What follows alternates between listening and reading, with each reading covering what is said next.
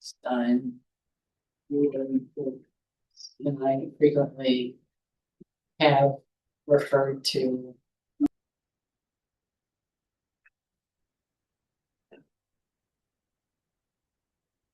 All right, that I will call the meeting to order of the Ad hoc Comprehensive Plan Committee, Tuesday, July 14. Would you please call the roll? Mayor Moore. Here. Mr. Graff. Here. Ms. Hamilton Nisbet. Here. Mr. Chapman. Here. Ms. Badini. Here. Mr. Proctor.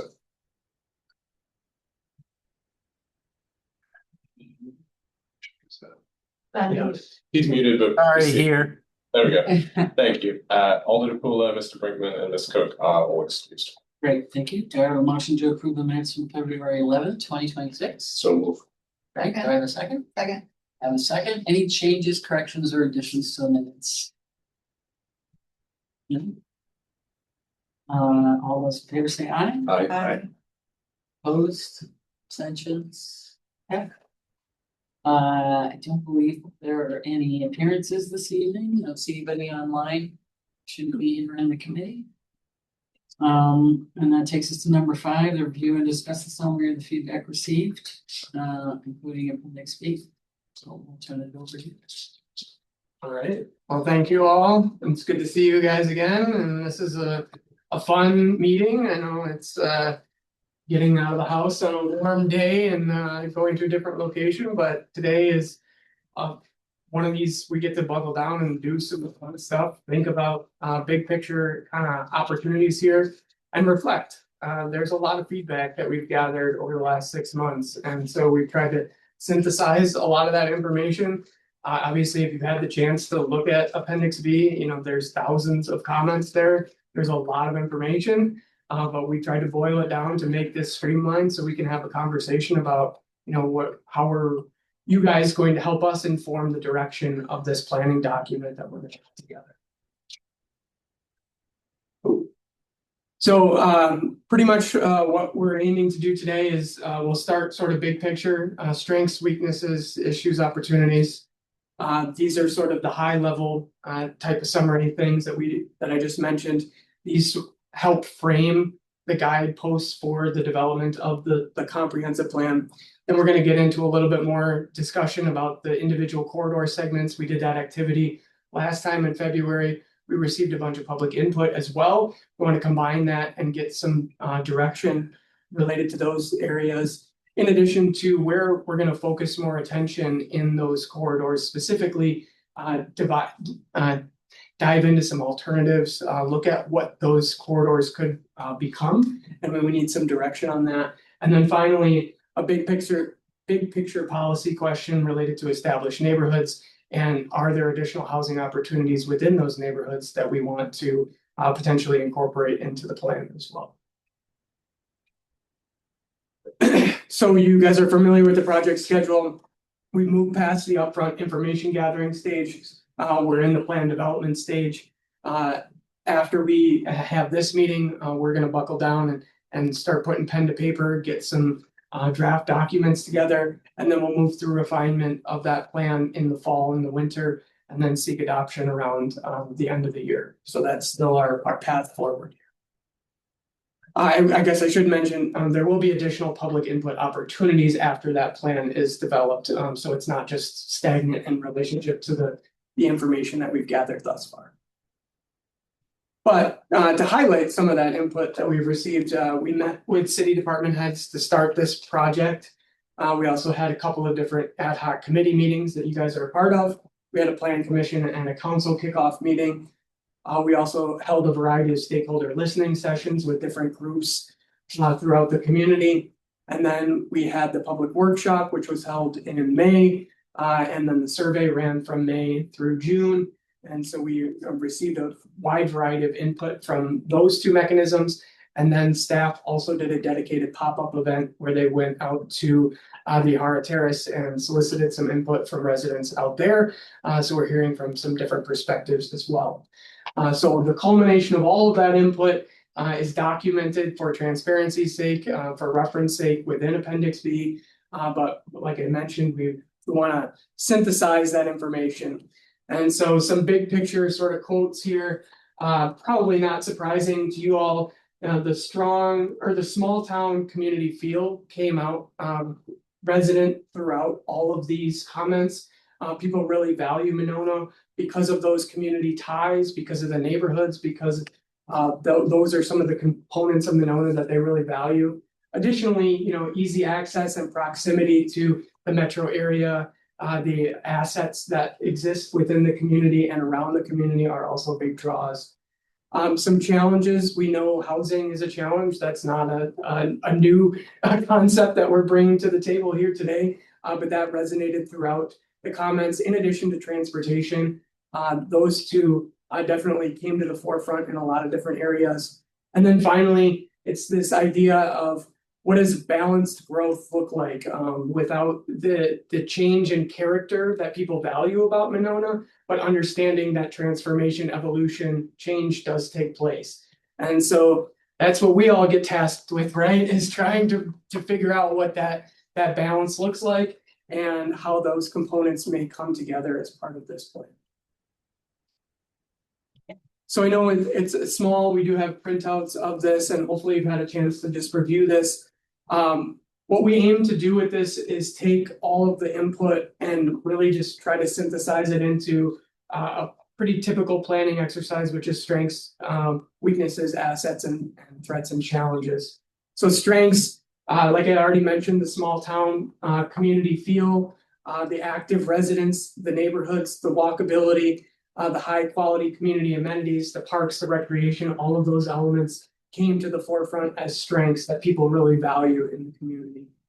On the flip side, some weaknesses, a lack of recognizable identity somewhat in relationship to the built environment. There is no downtown or city center, if you will. Housing, transportation were also identified as challenges. Property taxes and fiscal capacity long-term were also brought up several times. And then going hand in hand with all of those things, the landlocked geography of Monona presents both a challenge, but also an opportunity. Then assets, I don't need to list all of these for you. You guys are fully aware. You guys live in the community, the lake, the river, the waterfront access, all of the amenities here at the Civic Campus Center, all of the parks and trails and connectivity. But obviously the strong connection to the metro area and the opportunities that also presents.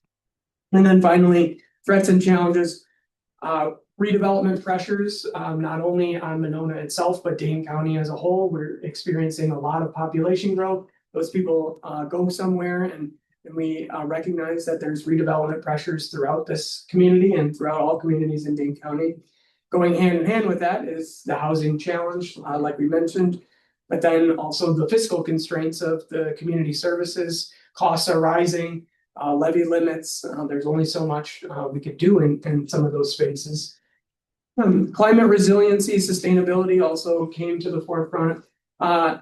It was recognized somewhat as a challenge in this box, but I think it's also an opportunity in a variety of different capacities, and that's in the additional list to come as well.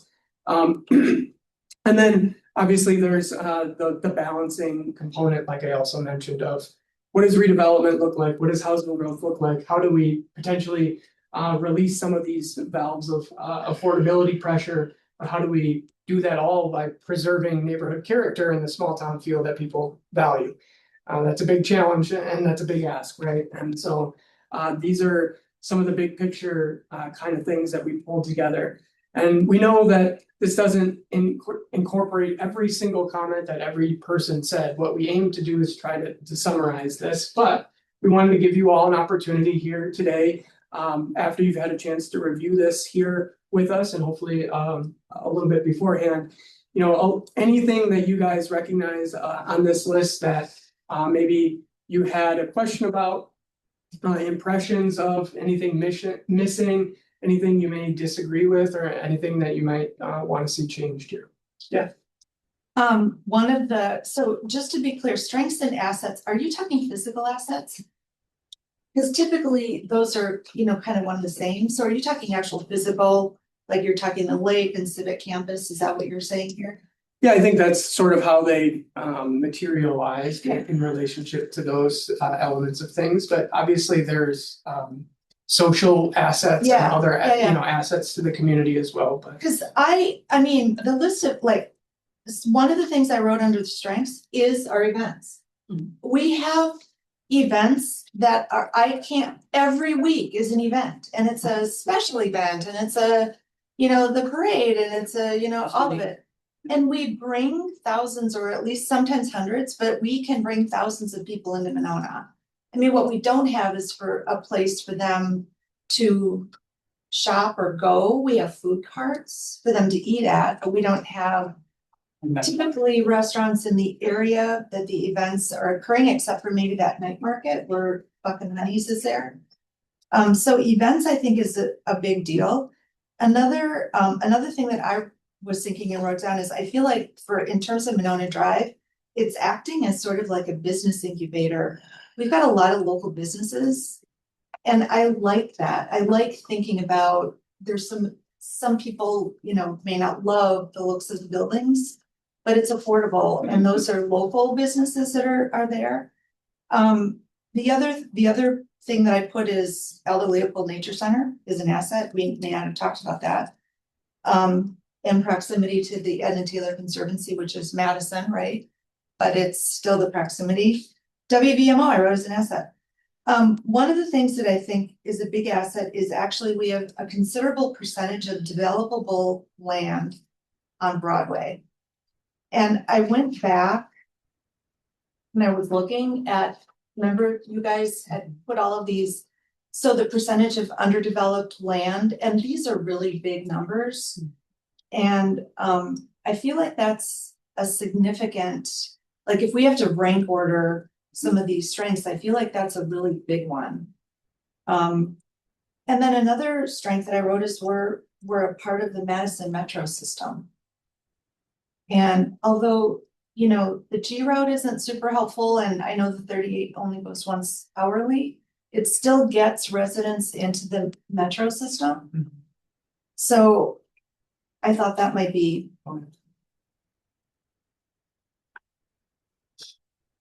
No, and all great comments and likewise additional things that we could certainly add to that. And like I said, if I wanted to, I could make that 6 pages long, but I Yeah. attempted to try to make it a 1-page summary because what we're aiming to do is take that as a foundational element Right. of all of these things and say, this is what we're trying to build on, or these are the things where we recognize a weakness and we want to change that. Right.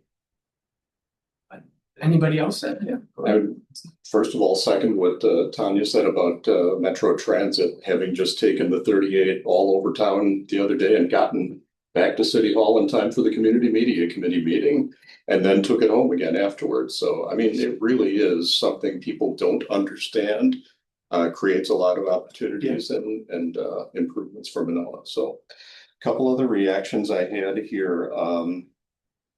The weaknesses section. I personally don't feel like the lack of a downtown is a weakness. Okay. I might be in the minority. I know there's a lot of interest in the comments that were received from the public that we need a downtown. And if people want to check that box, we can talk about it. But in a lot of ways, it's a blessing that we don't have kind of a legacy downtown with a bunch of dilapidated buildings and empty stores that you then have to somehow resuscitate or revive. We can do something better than a downtown if we're creative and look at some of the other opportunities around here. And then at the bottom of that weaknesses section, the landlocked geography limits growth opportunities and expansion of the tax base. I am so bloody tired of hearing this used as an excuse for the last 20 years for stagnation. You know, we had a burst of activity when Monona Drive was rebuilt. And there was the promise of all kinds of development that was going to follow from that. Well, then the economy went in the shitter and nothing happened. Now we've had some, now there's renewal and now there's activity and things are happening. But what the landlocked geography allows us to do is to do development and growth in a more sustainable way than the suburbs that have all kinds of cornfields that they can pave over are doing. They don't have the incentive that we do to grow vertically And, you know, elevator rides take up a lot less fossil fuel than car trips from one sprawling suburb to the other. So I would like to see us start framing that more positively, and that this unique positioning we have, which to some people seems landlocked, is actually an opportunity in disguise, maybe. And then the last comment I want to make is that under threats and challenges, I am personally offended that an aging population is listed as a threat. I'm sorry, I'm getting old. Seriously, I mean, we have to think about the words that we use, because we're not just planners talking to developers. This is a statement to the community of our best understanding of what the community wants. So let's try to be sensitive to how our words land with the people that we're talking about and talking to.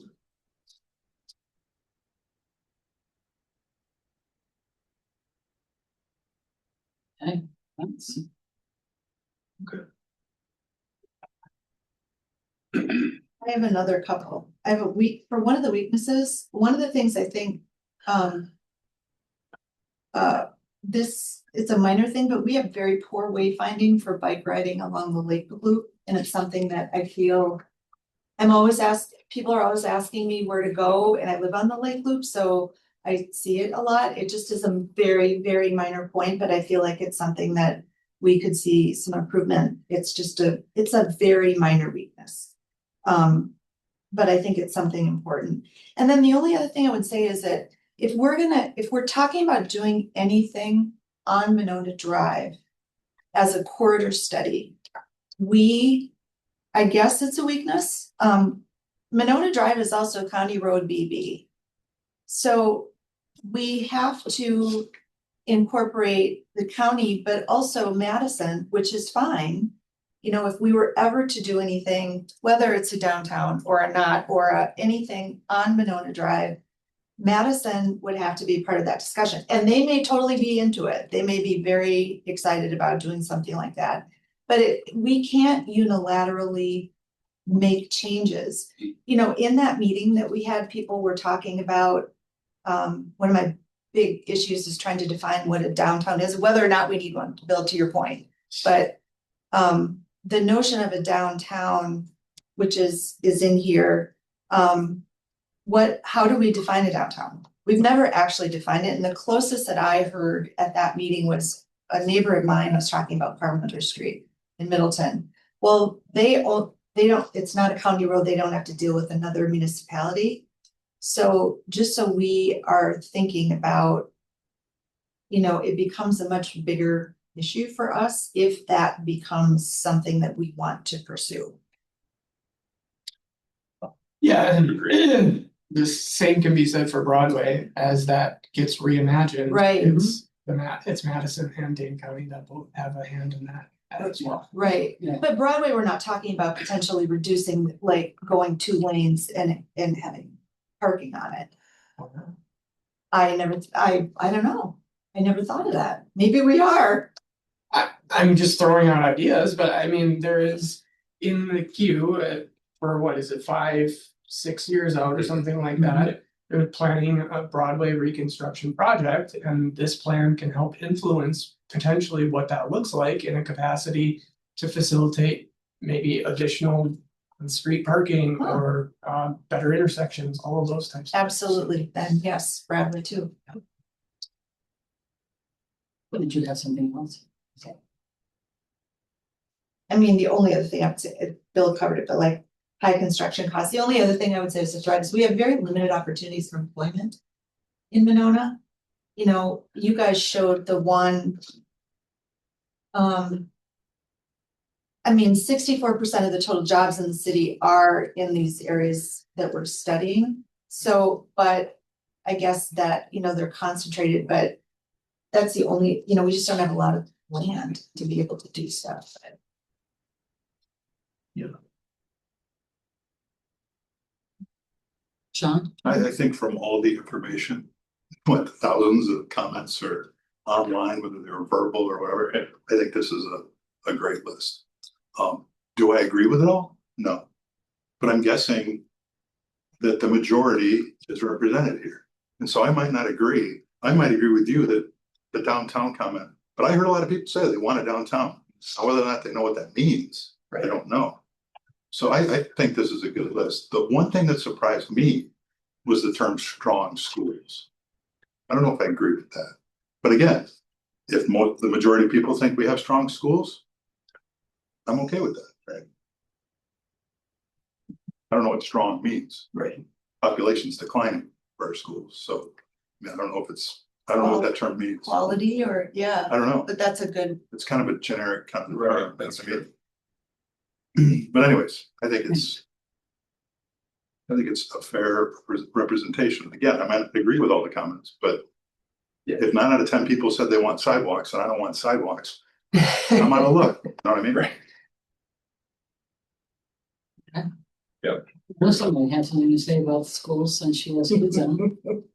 I do feel like we have strong schools. Do they have weaknesses? Yes. And I think our weaknesses have become apparent as of lately, but I do believe that when you are comparing apples to apples in other districts in the area, ours is the one that people try to get into often because we are still a smaller school district and offer high quality education opportunities as well as recreation opportunities for our students. We still try to put students' wants and needs ahead of budget constraints and different things. Parents feel like they want to make it happen. We haven't killed our music program or our arts program. In fact, it's one of the most revenue driving forces at the high school for the show band and show choir.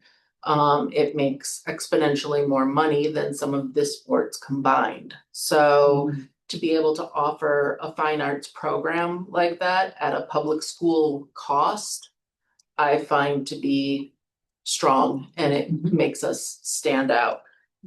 That said, I do feel I completely agree with all of Tanya's comments. The challenge always for me is in a revitalization effort. I don't want us to revitalize just to say that we revitalized. I want to make sure that it's still equitable for those small businesses to be able to have a skateboard shop and have a tattoo shop and have a small sub shop. And even the apartments above it to be able to pay $400, $500, $600 for a 1-bedroom, as opposed to the costs of some of these new builds. I think they're lovely, they're great, but they're only lovely if they're filled. Right. If sitting vacant doesn't give us that end result that we're looking for. In that also, I'm also concerned with the lack of employment because we're facing a shift right now. We have lost Wyden, we have lost WPS as they begin to parse out their land. When I moved into town, those were huge businesses brought in where many of the residents worked. Epic wasn't a thing then, and Trek really wasn't a thing at the time. So I think that it's an opportunity to pivot and shift, but then does that make us a sleepy suburb where all of our people exit to go to work and come home? If they do, I mean, we can't change what we become, but if they do, then how do we make coming home that much better? Like, how can you really I just really want to be home, and I want to go to the events. I want to be able to go for a bike ride or take my kids to the park for some concerts or food cart kind of things. Like, how do we make who we are genuine to who we are?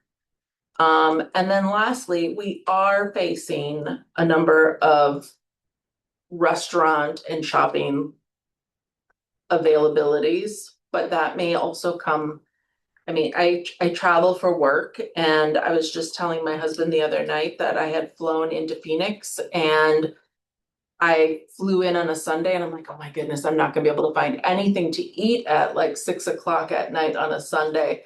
And everything was open, like well into 9 or 10 o'clock. And I'm like, what is this? Like everything around here closes up early, and there's really like everybody gets, it becomes a little bit of a sleepy city after 6 o'clock on a Sunday night. So there, but we can't force businesses to do what, but we can create environments where I feel like people, again, are gonna wanna come home, or they're gonna wanna go out for dinners, or they're gonna wanna go meet up with friends for tapas at a outdoor restaurant or things like that. So staying true to who we are, I think, is important. So maybe that is that small town feel and sense of community. But I do think that you brought up a lot of points that make us, that you kind of tugged on the heartstrings of Monona in some of the points that you brought up too. I mean, I feel like we're a lot of play, live, work and play. We don't have a lot of work. We have a lot of play. Like we have more Yeah. play and we have more Yeah. events and I've literally, so if that's who we are, I mean, Then I how do don't we know. make that better? Is that who we are? Is that what we want to tap into? Is that what we, I mean, I don't know the answer to that, but it Yeah. just feels to me like that's sort of what we're becoming. Like it or not, that's what and it's great. Like there are a lot of really cool things, but But if that is who we are, then the element of bringing up wayfinding on a bike trail, like lean into that more. right. And that might be our opportunity, is to lean into it more and really have the stretch of Monona be the jewel of the bike path, where you can stop and get something to eat, or you can, go to a beautiful park, or, take a ferry across the lake and take the. Those are just my 2 cents. I'm not presenting anything different than what was already said, So so. don't push ferry in here anywhere, did we? Lake transit. That should be, It's supposed to be a summary. oh, So gotta have lake transit. we're gonna, All right, don't all worry, right. don't worry. Not gonna. It's not gonna get lost just because it's not on the list. It's gonna be there, it's gonna happen, it's gotta give it a little time. Everybody at Madison, or get their fields done. Private sector, it'll happen. Robert, Yeah. nice building, by the way. Congratulations. Thank you. And it's filling up very nicely. So we're happy. It's 70% rented already. So it should be Wow. filled, stabilized in about a month. And I was going to invite all of you, whoever wants to see it. On the fourth floor where it overlooks Monona Pine, Yeah. the golf course and the Monona Street, it's an unbelievable view of both the golf course and Monona Drive, which I think people go up there and like gives you a really good feeling about Monona. Just made me think about it as we talk about the downtown and a downtown or a sense of Monona Drive. So yeah, so we should have a meeting there sometime. So Only if you're making the cocktails. yeah, absolutely. Well, I won't make them, but I'll arrange them.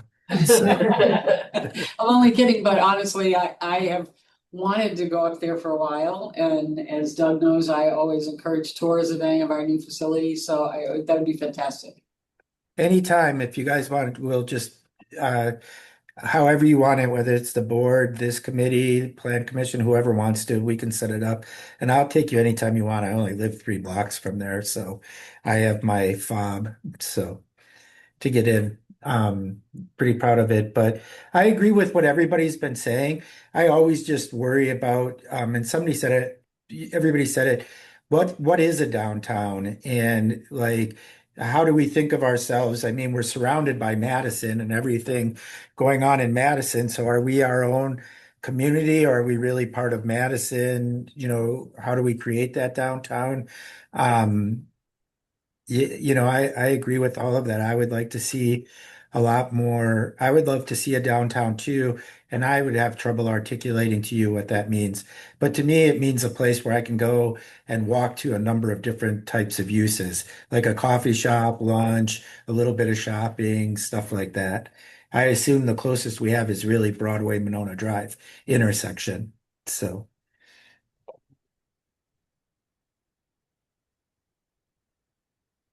Right. I just have a quick question about. Maybe goes back to what Bill was saying about being careful about the words that we Yeah. use. Under weaknesses. Interestingly enough, almost all of, well, really on all four categories. Everything there is articulated as fact, straightforward, right? High property taxes, limited housing diversity, civic campus, whichever section you want to pick, except for one thing. And the one thing that's not listed is perceived lack of demographic diversity and inclusiveness challenges. And so I'm curious as to why everything else is listed as a fact, but that's listed as a perception. I crossed that out. When I was like perceived, no, it's not actually perceived, I mean. We don't have. It's- diversity. Yeah, it is. I think that's a great observation. The data is, It is what it is. So people said perceived. I think there's a combination of the data analysis that we did that identified some of those challenges. And then I think there was in particular a couple of questions in the survey about the demographic diversity and inclusiveness challenges. So we got some feedback there. But you bring up a completely valid point that I don't think it was necessarily a perceived lack, it is a lack. Okay, that was one thing, that was certainly just something that struck me, because I think there is a lack.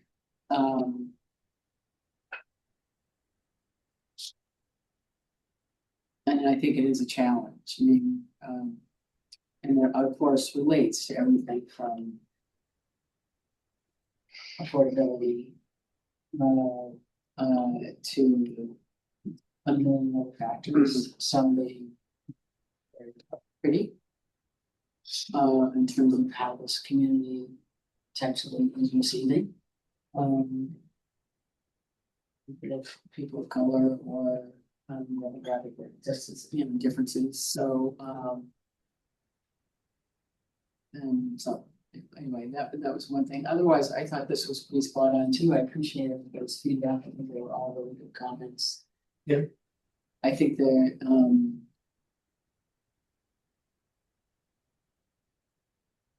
I think that there are opportunities for, as we've talked about before, that may not be transforming, to your point, around transforming Monona Drive being challenging with Madison and county involvement, or Broadway for that matter, but into like a downtown. I don't know how realistic that is, and I think like there's a lot of people who mentioned the whole idea of pushing out a lot of smaller businesses who rely on lower rents, and would be tough. But I do think that there's an opportunity for more pod-like things like the current what River Place. Certainly on Broadway, as we look down towards WPS and all of Southtown. I think that could be a total gathering place in much the same way that it has to be, really, in my view, but it has to draw people. I think it's, even though it may not be completed in my lifetime, but our lifetimes. I think it has, that's one of our biggest opportunities, as we all know, I think it's an opportunity there to create something really special that people. Really. I appreciate everybody's thoughts there, and the next component here is the issues and opportunities, which flows a lot like what we just looked at. But it is a required sort of chapter at the beginning of a comprehensive plan to say, all right, let's take sort of a snapshot in time. Where are we at right now? What does this look like in terms of this community's core issues and core opportunities? And so it's really setting the framework like I talked about. It's not covering every single thing that's going to be covered in the plan. It's trying to be, again, a little bit high level. It also isn't discussing necessarily every policy or strategy or recommendation that's going to try to solve all these things. What it's really trying to do is say, you know, if we boiled it down, and what we did is boiled it down into attempted 8 big picture topics. And you'll notice that they're not categorized by issue or opportunity. A lot of them flow in both directions. So it might be an issue today, but it presents an opportunity in the future. And that's how I like to frame these types of things. It's like, you know, housing affordability may be an issue today, but there's an opportunity to address that through a variety of different mechanisms, right? And so when I look at our big picture issues and opportunities, this is what we came up with. And I'm not saying it's perfect. I'd like your feedback on it, but this is where we started in relationship to taking that different components of feedback, the data analysis, and trying to synthesize it into some of these big picture topics. So that would be building upon the city's assets that many people have talked about already here today, addressing the housing situation, whether that's, you know, within, we'll talk a little bit more about that in detail about the corridors or in established neighborhoods, sustainability and climate adaptability, resilience, those things, those ideas were mentioned continuously. I think those present opportunities again in the future. Same with the multimodal transportation options, enabling opportunities beyond just maybe just the singular mode that we've traditionally thought of. Adapting to population and demographic trends. And I guess this is where I'm, you know, getting at that there's trends that we need to be cognizant of. And then there are ways and opportunities to take different approaches to addressing that situation. I'm not saying in a negative light or a positive light. I'm just saying that based off of the data trends, we need to adapt certain situations to address that. And so there's a variety of different ways that could go about doing that. Fostering strategic redevelopment and infill development, that's really more focused along the corridors like we've talked about in terms of what those corridors will look like, and we'll get into that in a little bit further detail in this meeting. The fiscal sustainability component definitely comes to mind. It's definitely something we need to keep cognizant of. It goes hand in hand with redevelopment, with infrastructure, with transportation. All of these things are interconnected, as you can see. And then the final one, nothing in this plan that we come up with is going to be accomplished by the city doing it on its own. It has to be a collaborative effort, whether it's the school district, the neighboring municipalities, the county, local businesses, employers, residents like yourself.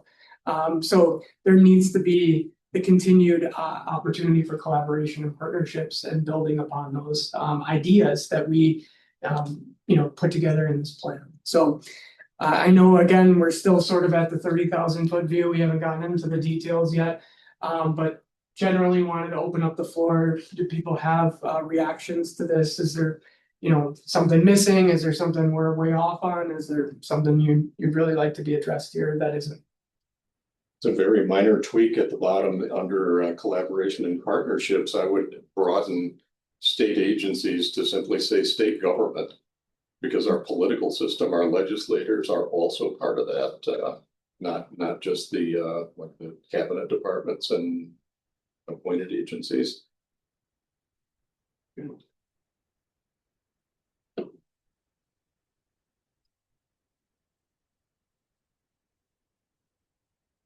One of the things that I wonder if isn't an opportunity, and I don't know that it belongs here, but I feel like and there may be people who don't see this as an opportunity, but I think that we have an opportunity for some building height that would help us. If we, and I mean that in terms of Broadway.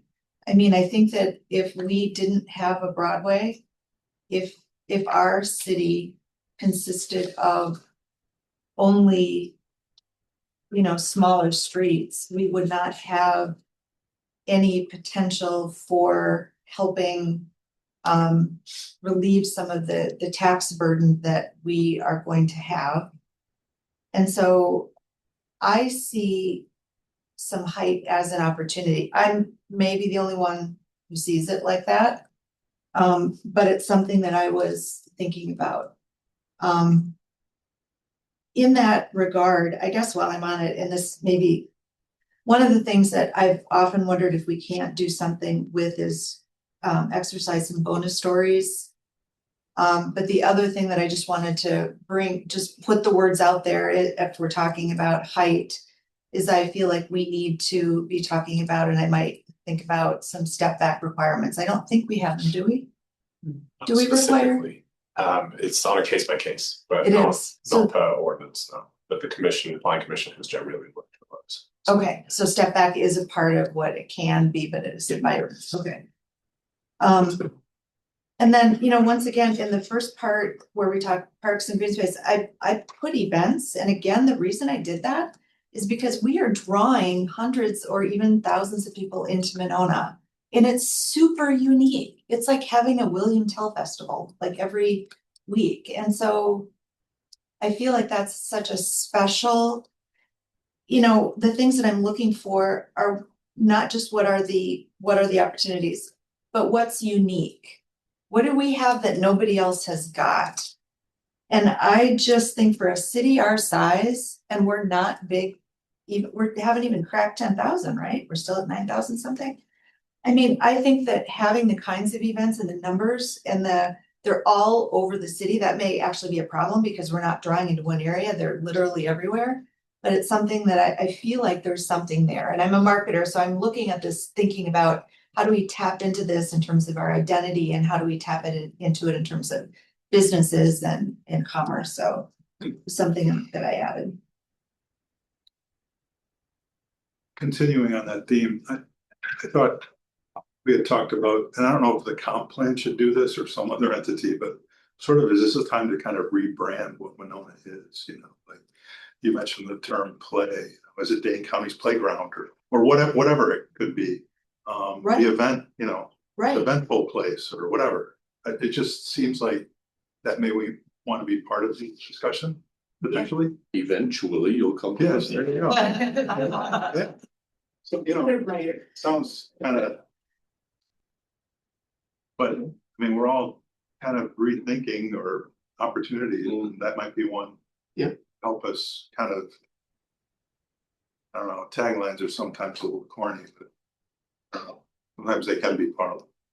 And sometimes you can weave the essence of it into your vision that then can be extracted to start to play a role into it. Yeah. So yeah, I think it's helpful to hear that. So there were some good comments earlier from Melissa and others about the employment base and that being an issue in Monona. I don't see that reflected in any of these. Would this be a place to deal with that, or is that somewhat outside the scope of the comp plan? How do you see us integrating the employment base issue in here?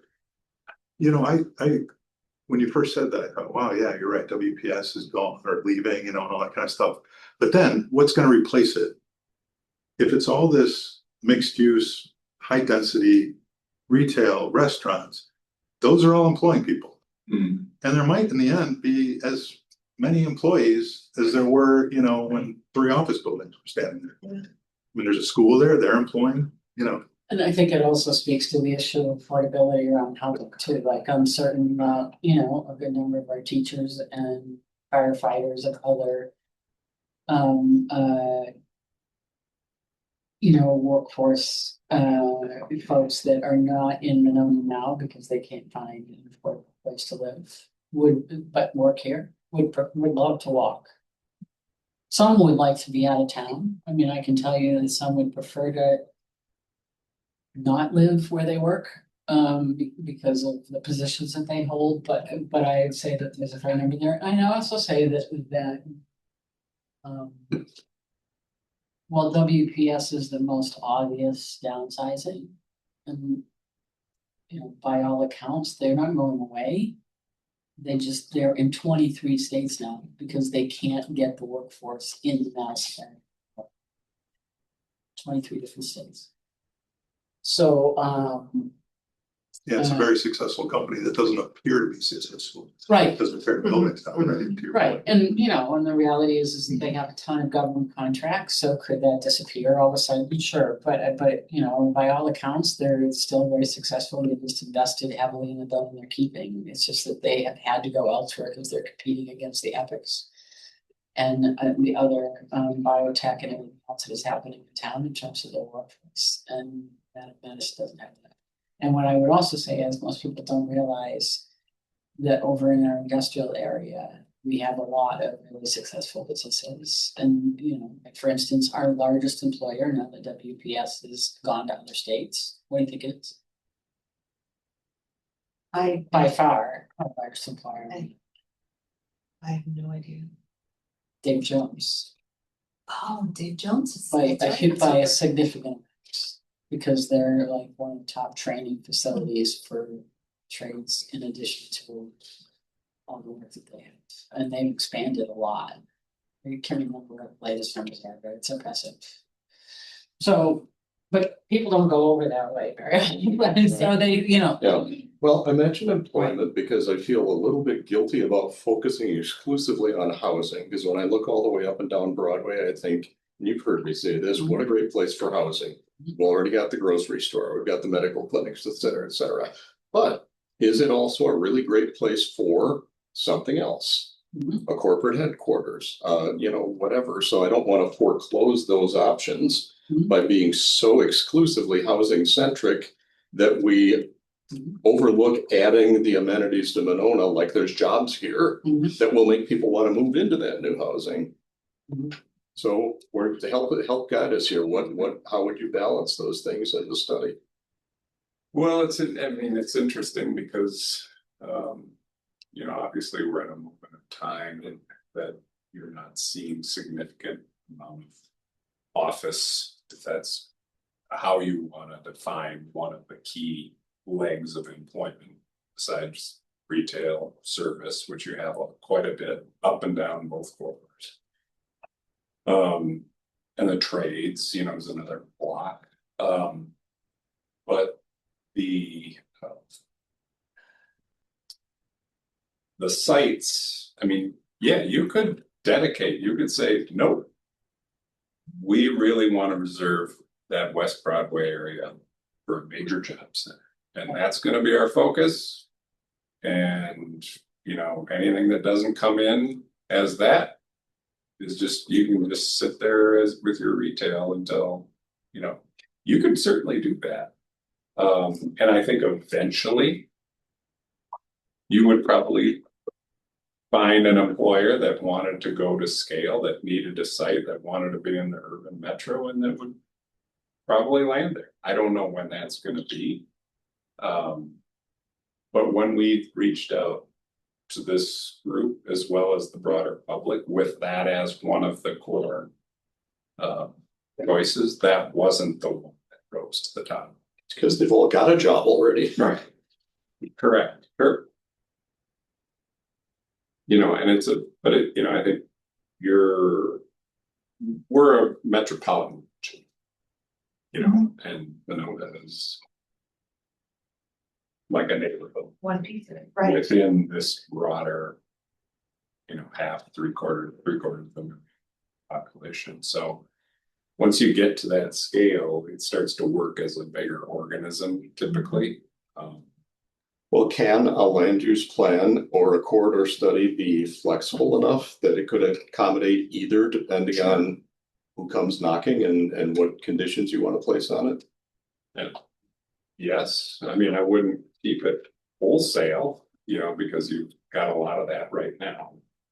Makes everything a discussion. But you could have an alternative uses, you know, for key areas. I wouldn't broadcast it, you know what I mean? Mhm. I would think about, you know, this area has the potential to this or this. And then part of it is you facilitate things too, you know what I mean, where you're really positioning around something. I'm seeing it. Thank you. As I look at this list, these 8, and listening to the conversation, it seems to me that. One of the things. Nancy, I'm sorry, I can barely hear you.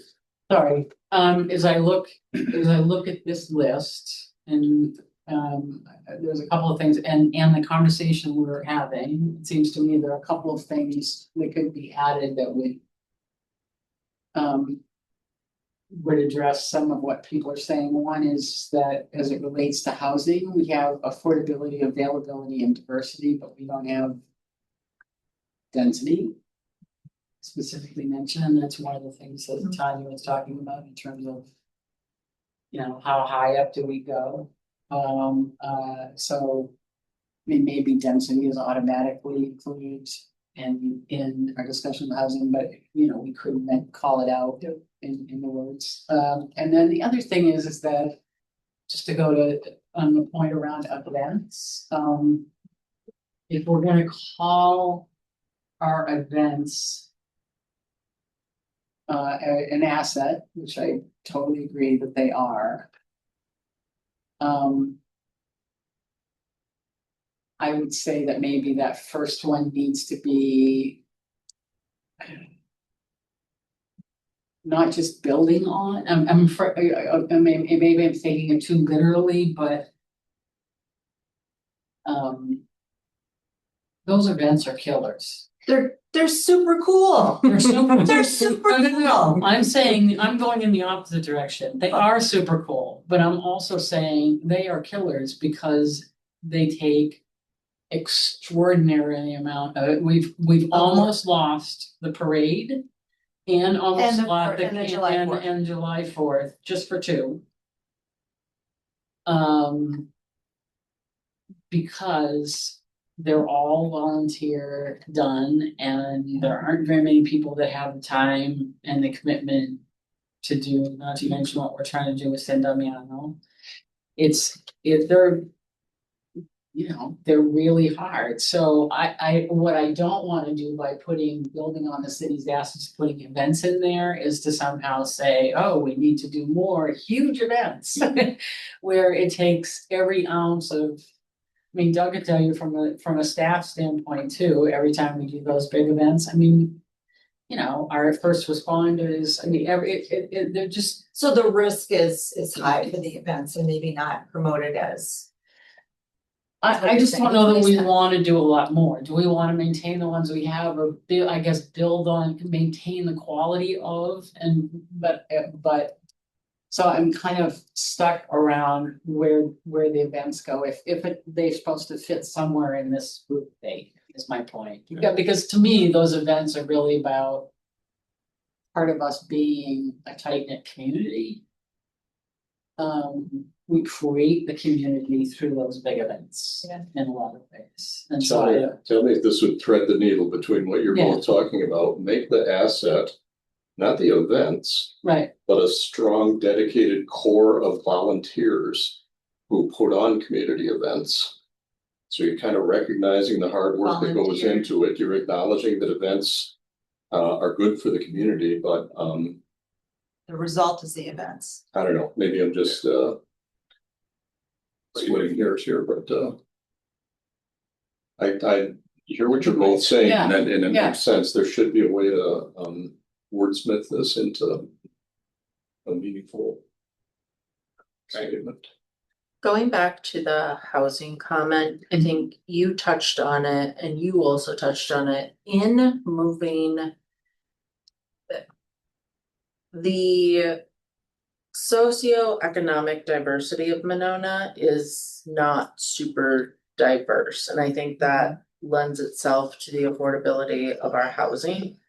But in you saying, when you made the comment about, you know, with WPS, relinquishing some of its property to, for sale and things like that, other businesses, smaller businesses will come in, and that workforce isn't going to have the same means that they will currently need. So, you know, to make sure that the diversity of the housing does meet the needs of the workforce will be very important. So, and I do not just the diversity of the build, but the diversity of the mixed income availabilities, which isn't an us thing, but it is, you know, working alongside WIDA or working alongside partners that can help us serve our community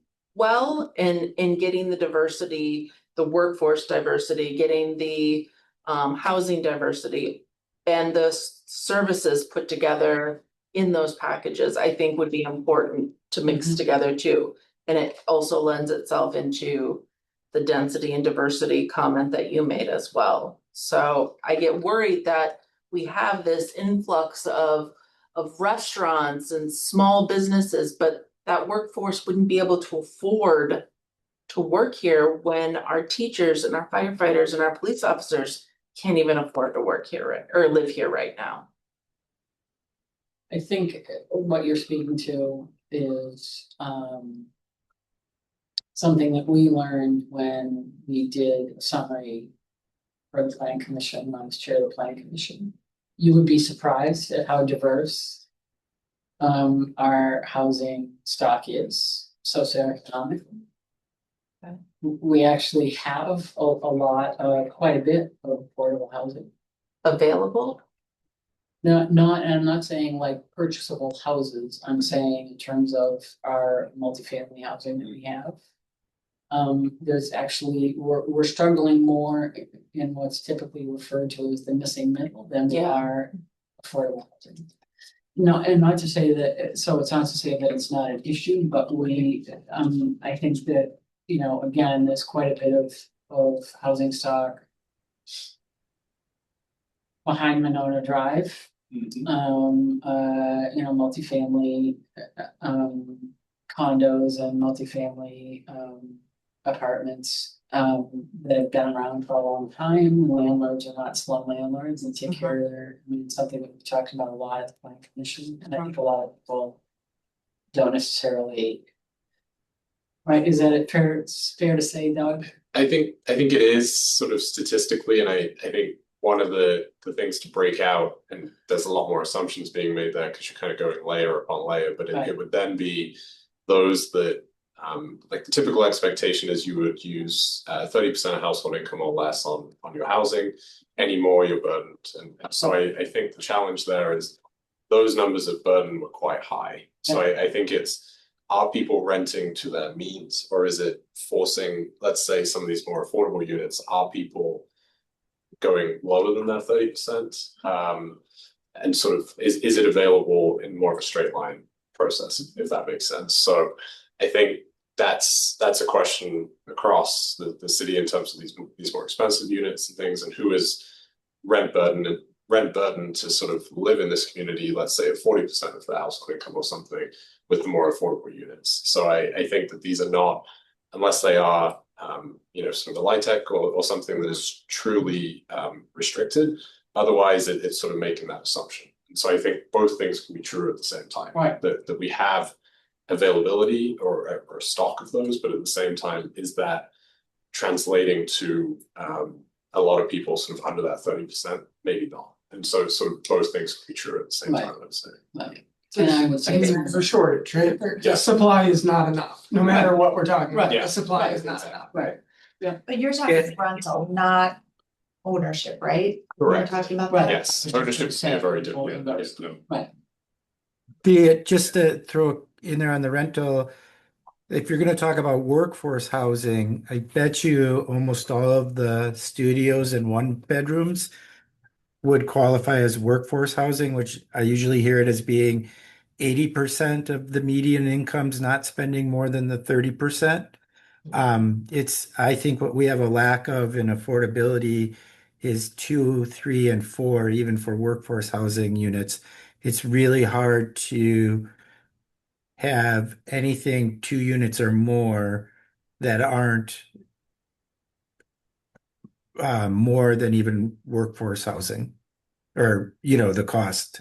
So I mean, that's what, and another problem with the apartment buildings is you don't have families that are renting 3 bedrooms. Like there's none in my building, but I know at the current, some of the 3 bedrooms would be like a couple that hadn't bought their house yet, and they use one as a bedroom and two because each of them have an office for work from home. It's not like what I think we're going to be missing out on is affordable housing for families when you need 2, 3 bedrooms in order for your kids, and I don't know what the answer to that is because I think Monona's single family housing is going to get a lot more. I've talked to some neighbors around me who are worried about substantially upgrading their house because they're worried it's a tear down. Which location.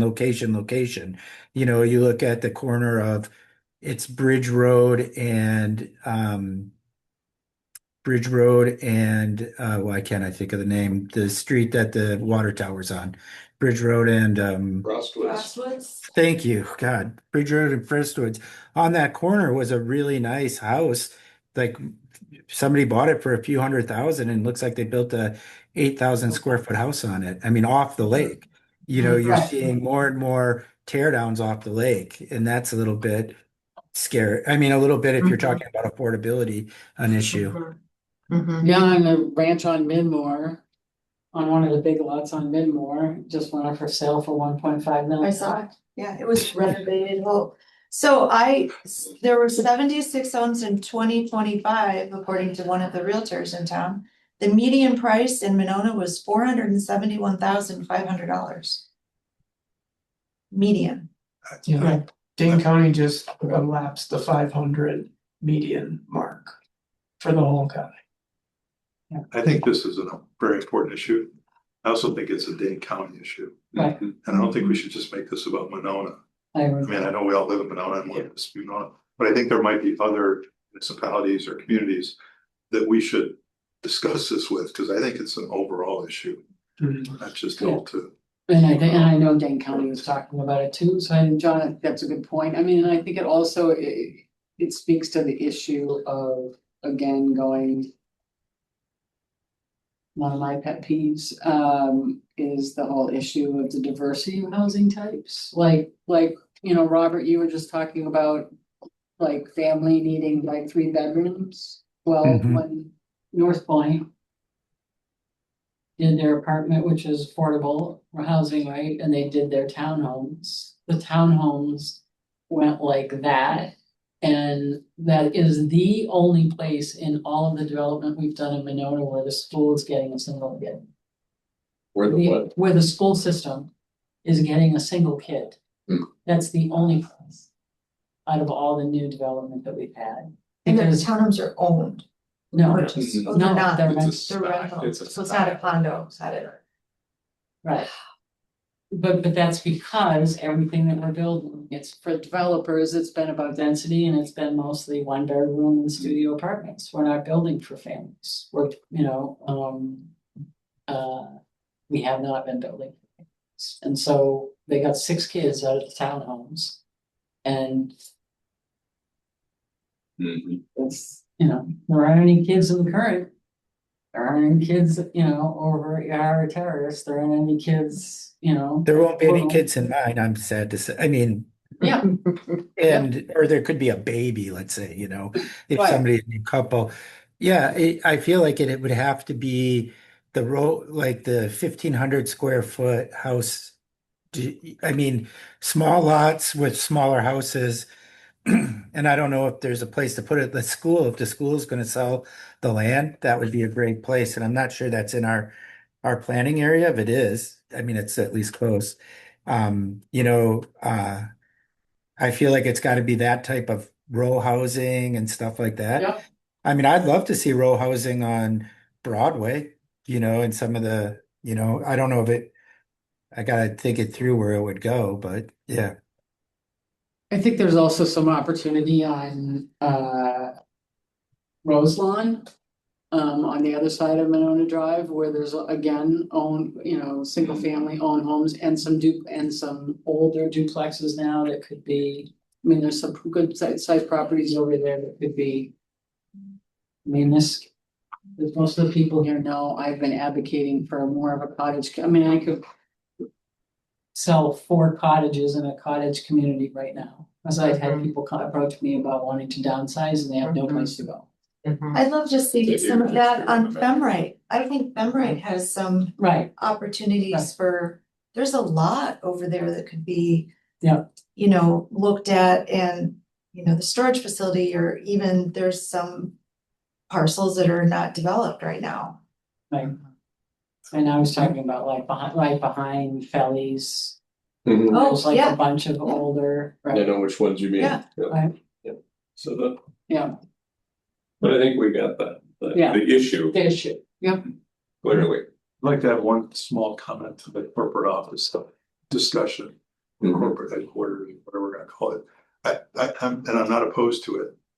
I just think, the comment I wanna make is, for that to happen today, because we are looking at a number of projects like that. These companies go to the municipalities and basically get incentivized Negotiate. to move there. And this is a question for Nancy. I don't know if our city is set up for that. They might be, I don't know, but we would have to be, we will pay for your parking structure. We will give you a TIF, all those kind of incentives. I think that would be part of the discussion. That's what I'm just saying. And that's the question for the plan, right? What does the plan do so that if a corporation did come in and say, we'd like to put headquarters here, but the city wouldn't then say, oh, I'm sorry, we're saving that for an apartment building. How do we deal with that? Well, we created more TIFs than we've ever had in our lifetime. Within the last year, we have a lot of TIF districts. Yep. Including all the spaces that we've talked about on Monona Drive and Broadway. So I think that from a financing standpoint, I think the city is prepared to do what it ordinarily would do. Okay. Financing to help somebody come in, whether or not that's a big corporation is another matter. I think again, it goes back, I think, to the kind of diversification in an area so that it's not like a West Broadway where it's starting to happen with Topgolf and the development that we just approved, where something like that gets developed into much more than when people think, I think when most people talk about mixed use, it's like, oh, we're gonna have housing on the top and we're gonna have retail or something on the bottom. And I think that area, it's a great opportunity to really mix it up in terms of housing types and heights and entertainment and retail and, a whole mix so that it becomes a activity generating area. Yeah. On a much bigger scale than and could have some corporate, although we have plenty of office space. But yeah. Well, that's a good transition to Yeah. our next step here. So we have you want to Sure, I can roll. Did everybody have a chance to look at this information as well? Because that would, if you absorbed what the committee had to say as a group, and you absorbed what the public said, then that can cut our conversation down quite a bit, because I don't have to run through what everybody already said. So with that, I think talking about the corridors, this conversation just recently is a really good one. And we had a lot of perspectives about Broadway, but I would say for the most part, both the committee as a whole, for the most part, is fairly aligned. There were some differences, but in the big picture, a lot of similarities, and with the public.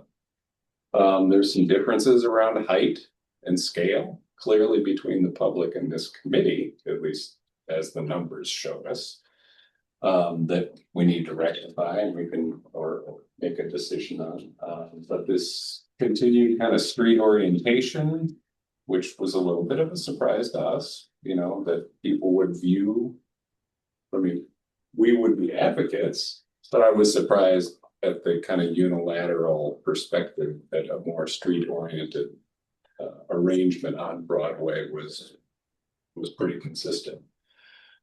And I think people, when you look at the use mix, I think pretty consistent with kind of some of our earlier conversations. So I don't think there's a big suggested change there. I think this employment conversation is still probably something we should root out because I think the data from the community, suggested that this idea of kind of this mixed use destination oriented, Hilldale-esque, as an example, meets entertainment and housing seem to fit the bill.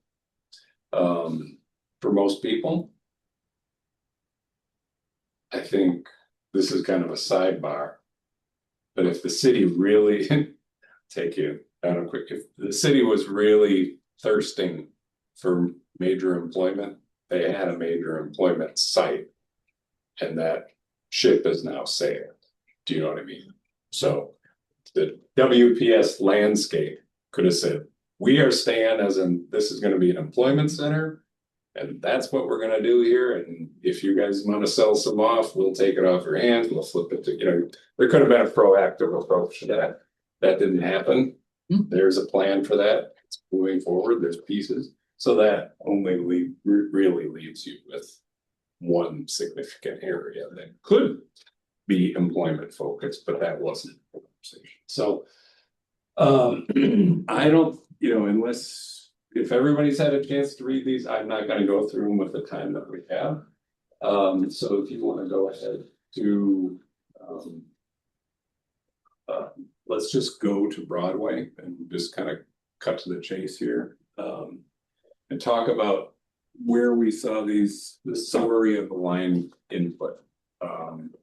And I kind of just described what we saw. If you lower left, West Broadway, kind of this mixed use destination, lifestyle retail mall with housing integrated, some employment, potentially lodging, kind of a district.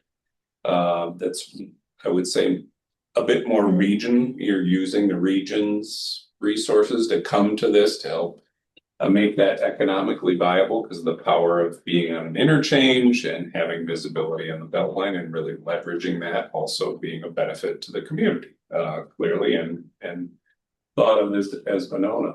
So can I ask a question about that? Yeah. You're talking about it being more of a regional, a hub or something that is attracting people from a region. Is the way to do that in the makeup of the stores? What is the mechanism to draw a regional audience into that area? Outside of whatever residential would be there. Right. The type of retail and destination uses, i.e. Topgolf. Topgolf is the start of that. Okay. Regional destination. There could be other like uses that draws not only and serves the community, but also takes a much bigger market shed to support. And you could layer a bunch of those things on it with a variety of different activities, and that could be a really kind of a unique destination, that location. That seemed to be the vibe. And with a building height was kind of the big question. I think this group thought, 14 up to 14, almost across the board, with the Broadway corridor. But for the Yahara River segment, which I think this group said a max of 8. So just giving you that context of street orientation to this, needs more walking and biking. And these were some of the condensed notes, if we aggregated things together, walking and biking infrastructure, retail, more green space intertwined, and that there is an interest in employment and corporate uses here as well. As we move into Broadway or into Yahara River area, water You oriented. want to deal with all of these segments and then take questions, or can I ask a question about that particular West Broadway? We could just start right here and just try to knock off a couple of, with the time that we have. When we first had the conversation about this, and then when the question was asked in the survey, I had no idea what a lifestyle mall is. And this is, as I know there's a certain level of jargon that's involved in doing a study like this, but I don't get up in the morning and say, honey, which lifestyle mall are we gonna go to today? And You don't? if Hilldale is the example, I wish we would maybe think of a different one. I've had trouble through this whole process kind of fixing on what's the character of Monona, and I couldn't put my finger on it. But when I saw Hilldale up here, I thought it's definitely not that. I think of, boutique stores with extremely expensive merchandise. The only place I can afford to shop at Hilldale is the clearance rack at Macy's. Now, if the concept is the physical layout of Hilldale and the way the stores are arranged, that part I like. That was the intent, but that's a really good point. And Got if it, I this, understand. but if Hilldale is the prototype, the issue I would have with this is I wouldn't limit it to 1-story retail buildings like Hilldale is. The example I've seen, if some of you have been there, if you go out towards Milwaukee off the interstate, you see that big Von Mauer store, that Brookfield Corners or the corners of Brookfield or whatever the development is. It's on an extremely tight site, so it's problematic in a lot of ways. But what they basically have is Hilldale with housing on top. 4 stories of housing above their Cafe Hollander and above all these other mix of local shops and other retailers. It's still a fairly high-end retail mix. And that's all marketing and things to work out later on. But so when we're talking about lifestyle mall for there, I would like to see Hilldale Plus. Not just Hilldale. Understand. Or make it Billdale, Well, and I they think, can afford. and again,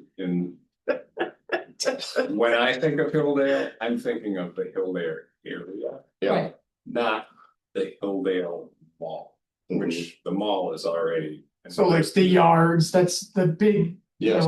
12-story buildings next door with the Whole Foods on the Mhm. ground floor and then the Target next. Multi-layered. We're talking, that's, I guess, when we were saying Hilldale, we meant all of those things. Sure, and I noticed that distinction in here. You were talking at one point about lifestyle mall with adjacent housing. And I'm a yes, and housing above. Got it. Yep. Got it. Makes sense. By the way, thanks for the compliment. Thanks for the compliment. Our firm designed both. But by the way, Hilldale, the developer is out of Boston. Yeah. That owns it. They have major housing projects on the boards above the retail. Mhm. They just won't pull the trigger. And I can't figure out why, because it would probably be very successful. Yeah. But sometimes you get developers that specialize in retail Mhm. and they get scared about the other, I go to Hilldale all the time. I love the space. It's a really neat place to be. The coffee house is great and the clearance rack is nice. traffic's awful on both. Mhm. Or just the, getting in and out. Mhm. Well, and there's a But people go smaller, Mm-hmm. there's a smaller version that I like, that I've been to more often recently, although, I'm, for the most part, I don't go west of Park Street, so. But when I do, unless I'm going to Spring Green, but over in Middleton, where the craftsman's table is and Yes. that whole area. Yeah. Downtown.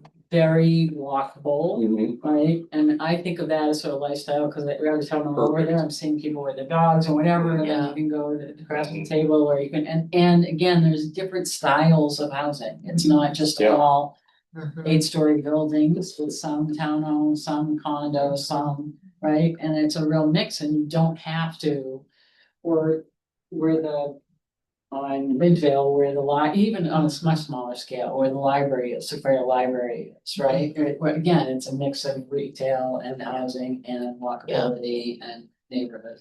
Mhm. So within this area, the big question, I mean, if this feels correct to you, as it certainly was fairly clear from the summaries. The height issue, can we just touch on that? Where do you want to go with that? I have a question on that. Does the comprehensive plan, will that drive changes to our zoning and things? Or do we have to change our zoning and stuff to have the comprehensive plan? Because right now we have a 1-story Chipotle on the busiest intersection. And going across the street is a 7-story housing project that should not be allowed, in my opinion, strong opinion, because of our zoning. Our zoning is unique in Monona, and some days I think it's brilliant, and some days I think it's not brilliant. In that we don't have height, we don't have storage. Mhm. We have this thing called, you have to be contextual to your neighbor. Yeah. Well, 1 story and 7 stories is not contextual. No. So it shouldn't be allowed, but we all want density. Right. So we have to change something. And is this gonna help drive changing our zoning? Or do we need to change our zoning so that we can say, this is a real plan? I think guess that's this the is- question I I think this is the chicken or the egg question, is it not? Yeah. Right? Yeah, I mean. And you may not have an answer. Well, the Oh, no. idea is that in this plan, we say 8 stories in this corridor makes sense. And next year we turn around and the zoning code says 8 stories in this corridor makes sense. Okay, all right. That's the idea of what we're. But somebody's gotta. Plan commission has to approve that, and then city council has to approve that. There's a lot of layers of Yeah, yeah, approval to get okay. from me saying that to. Right. But yes, that's is a the first idea step. of the process, is like, this corridor segment is gonna have a land use that says these are the recommended things. Okay. And then the idea would be, we would craft a zoning district that says these are the allowed things, and then that would be a streamlined approach to the community development zoning district that you have today, which is, like I said earlier, a complete free-for-all. Okay, so now I'll make some comments about the height. 8-story building and a 14-story building. They can only be, let's say they're housing, right, or mixed use. They can only be built with post-tension concrete. They Only cannot, what? post-tension concrete. They can't be built with wood. Okay, Right. because wood will only go up to 6. 6 or so stories. And we're talking about affordable housing. Affordable housing does not go with post-tension housing. Unless it's So I mean, public housing. yeah, yeah.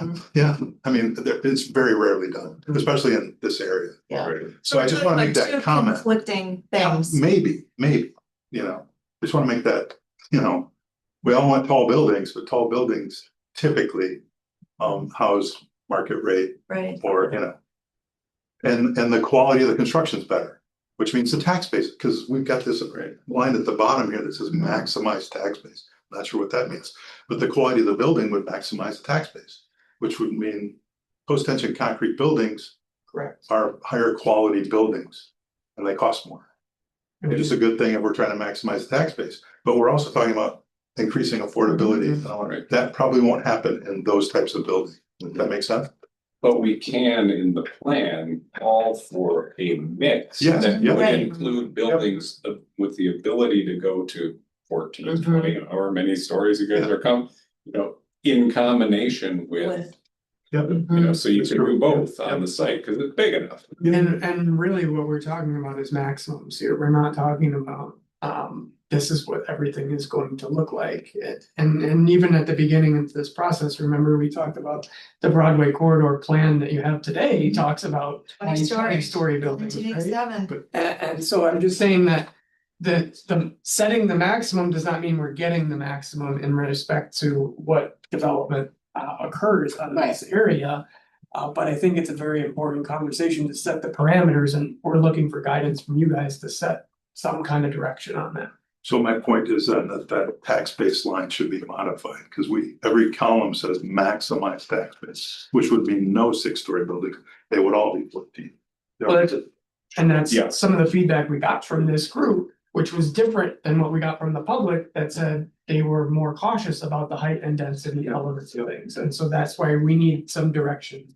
There was even an example in one of these charts, I forgot which one it was, where the goal was maximize tax base and limit it to 1 story. Yeah. So there's a Yeah, little, right. I think it's up to us as a committee to kind of, see where expectations might not align with actual reality. But here's why I would, to directly respond to your question, I would advocate on Broadway and in this West Broadway section in particular, going as high as we as a committee have the stomach to do. And the reason is, although the public input, I would hesitate to treat this as a referendum on public opinion in Monona because, it has weaknesses as a survey instrument. But one thing that's clear is that there is an understanding and acceptance that there will be more development and some of it will be taller. And there's greater acceptance of that on Broadway than there is on Monona Drive and the farther north you get. So that if the end product we have says, we get it, you don't want a 12-story building on Monona Drive, Broadway makes more sense for doing it there.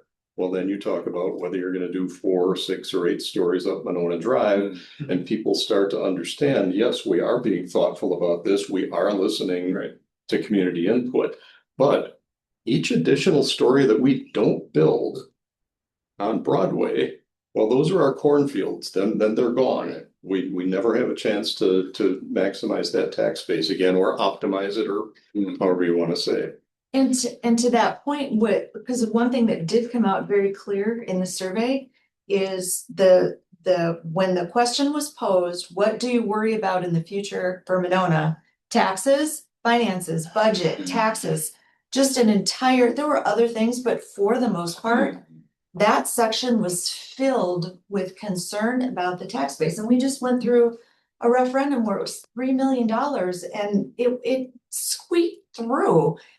So I look at this, so I went back, can I interject something? Because I went back and I looked at what you guys had said before about what the tax base would be. So for Broadway, what we're looking at for the West Broadway section, you guys said, we're talking about $1 million per acre average.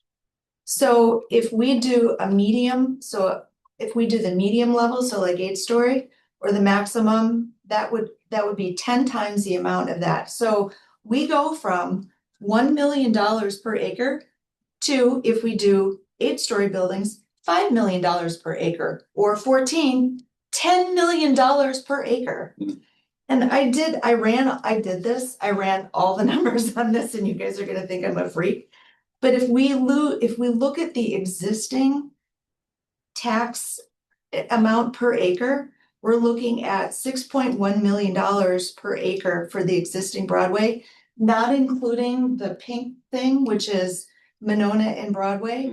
Otherwise, we're looking at $7.6 million, but we're talking about taking that and changing it to $30 to nearly $60 million. Right. And the thing about that is there any other opportunity we as a community with no ability to do 3 million square foot Amazon warehouse have for adding that kind of tax revenue into our tax stream? We can't, changing the zoning, if we say, well, we want to make an industrial plant and we're going to change the zoning and that's going to do it. That doesn't do it.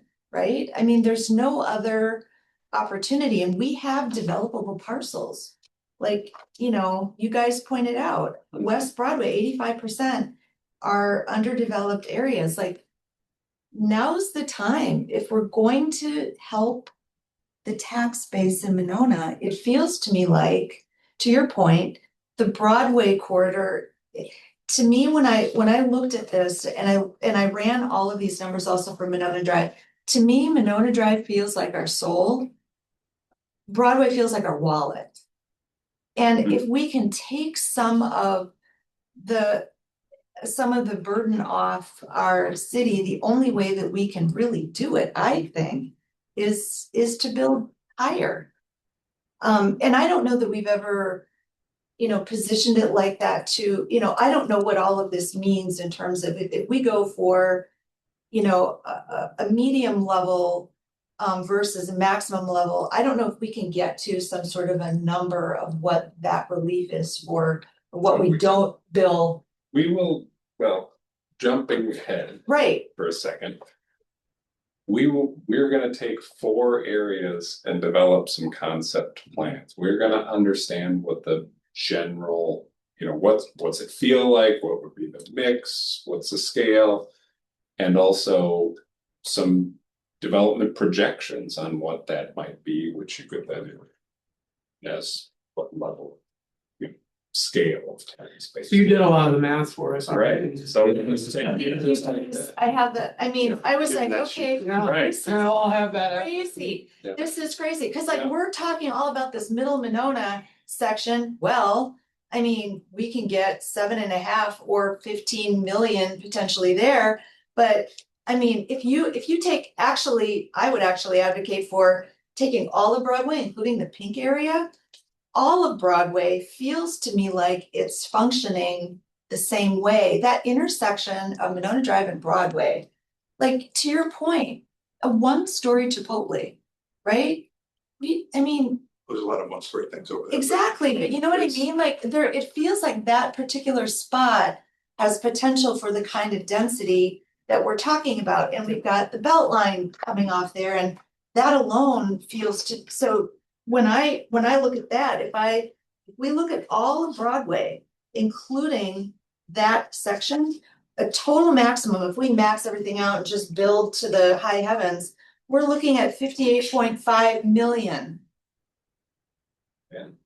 Okay. Versus. That's totally, that's. Okay, so let me just jump in as the conservationist here. Okay, but that's Okay. fair, that's fair. Right, which is to say that.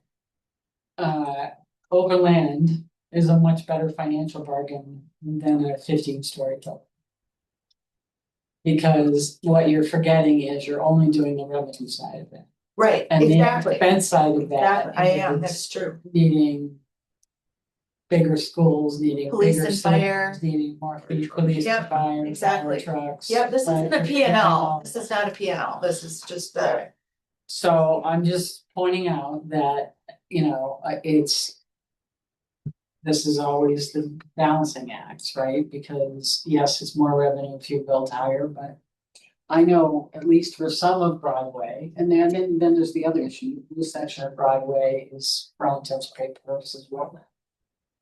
You can't, so in terms of the expense of the building, it means either the building is 10 times more expensive because they're having to build in water, parking in water, or they're having to do a wrap. You can't do, like, for instance, the building, Yara Place is going up right now, all the parking is above ground. There's no way that they can put the, it's already $30,000 a space to do parking if you're doing it underground, and that. So if you had a 14-story building, you have like, I don't know how many stories of wrap, but it would be a lot. Yeah. So. And I'm not advocating for it, I'm just saying, like, in terms of. But I do think that honestly, the notion of wetlands. And places that we can't build, we haven't really covered that. But I think that should be incorporated in terms of, like. We can, I'm not saying We it don't can't be want built, I'm to. just saying that you gotta obviously think about the expense side as well as the revenue side, and One more quick thing on height, just to add another layer of nuance to this, and I'm curious about your reaction to this. If you set a maximum height and everybody builds to that exact height, the danger is that you end up then with this kind of canyon effect that we're seeing in downtown Madison in the campus area. And I don't think anybody wants to see that in Monona. I mean, not only do you have the shadows and the enclosure of the canyon, but then you get kind of the architectural equivalent of a crew cut with the whole skyline looking exact like Washington, DC. Because nothing, just for one example. So if you're going to think about a 12-foot or a 12-story limit, can you make that contextual in the sense that here's 3 lots?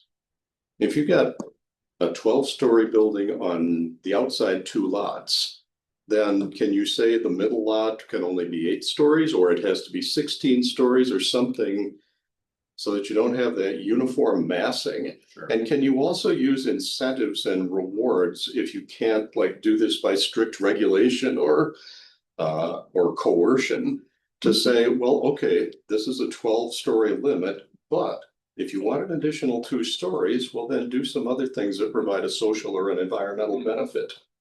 Rooftop gardens, Yep. lake access, whatever you have to work with. Absolutely. Then in the built Yeah, environment, that you end makes- up with the peaks and valleys that you do in the natural environment. And it gives you visual and environmental breathing room instead of just having high rise after high rise after high rise. That I would call optimizing the tax base, not necessarily maximizing, squeezing every dollar out of it that you possibly Right. could. And I think it's safe to say that the commission's had a lot of conversations, and certainly we have at the staff level, there's been a lot of conversations around types of incentives.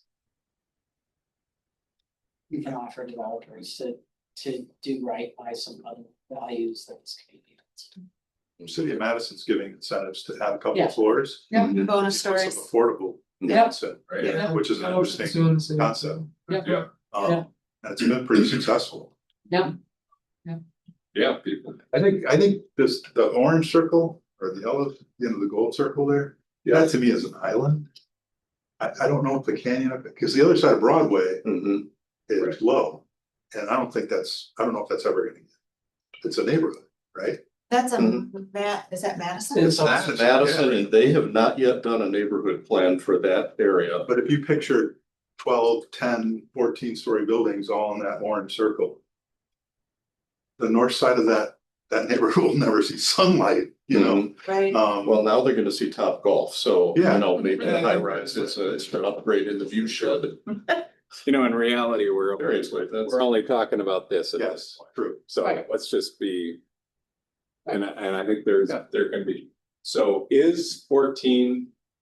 It's a magic number, apparently. I mean, it could be 14, it could be 60.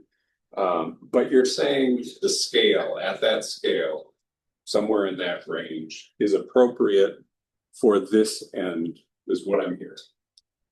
As long as you work with some variation, there's a variety of different uses, there's different scales. You don't want a row of, 14-story buildings all next to each other, which isn't gonna happen because we can say conditions are gonna make it anyway, and the parking that's demanded, but we can arrange it that way, but I'm just trying to see if that scale is appropriate. Yeah, I think to Nancy's earlier point, a very large project's just been approved where your finger was. Right. And it wasn't anywhere near 14 Right. on the, Just a The little bit. Green Line apartment, the one. Yeah. It's in 2 phases. Yes. And Oh. and it is scheduled for 2 phases, which makes it twice as long. That's a big project. Oh, yeah, So I think when you do your planning, I'm assuming you're gonna use those buildings because they're gonna get built. Yeah. I think. correct. Okay, It's already been. so now if those are approved, seven, so, are those seven or eight? 7. That's 7, one of concrete with 6 above. Yeah, so I mean, I don't know how a 14 is gonna look next to it, because there's not much more land. no, it's really just this corner, so that takes you up to here with 2 big 7.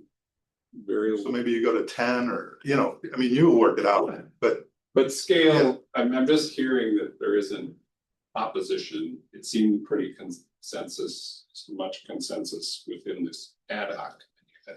If there's a place, this is it. I was just gonna add a little bit of detail as well. I think we can get pretty focused on stories, and I think it's just for simplicity here. But the other one I would always reference is floor area ratio. So that's kind of how you would use your chips on this, right? That if you cover the whole site, that's one way to do it. If you use half of that, you can go twice as tall. Effectively, it's just kind of the math calculation there. So I think if we get into small area plans, we're probably thinking more of that, which gives the variation there. That some sites, especially if we maintain our green space requirements too, there'll be some parameters there. But I think, at least from the CDA side, when I'm sitting in those discussions, we we brought up with the developer of the Green Line of, have you thought about another story or two?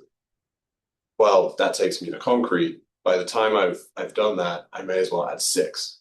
And I can't do a 14-story building in Monona at this point. So I think some of that is the market realities is also important, that if we pick a number, or if the group is thinking about numbers, it shouldn't just be one more than building code maybe allows, because that probably wouldn't be realistic, but the range I think is, and 14 probably is helpful for that, because it's far enough away.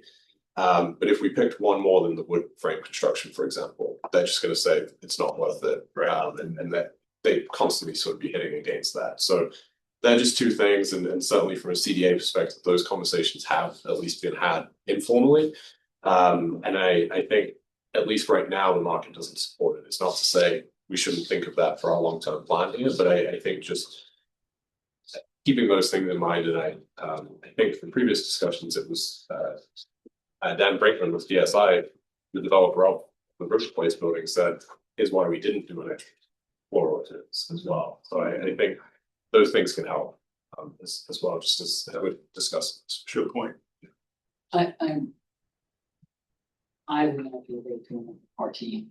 I think it's too much, but I'm assuming the minority, and I'm just gonna assume that it's not gonna be a bunch of 14s. And I say that, and I say that because I am concerned that with our current development mix, it's not like the plan commission or done business.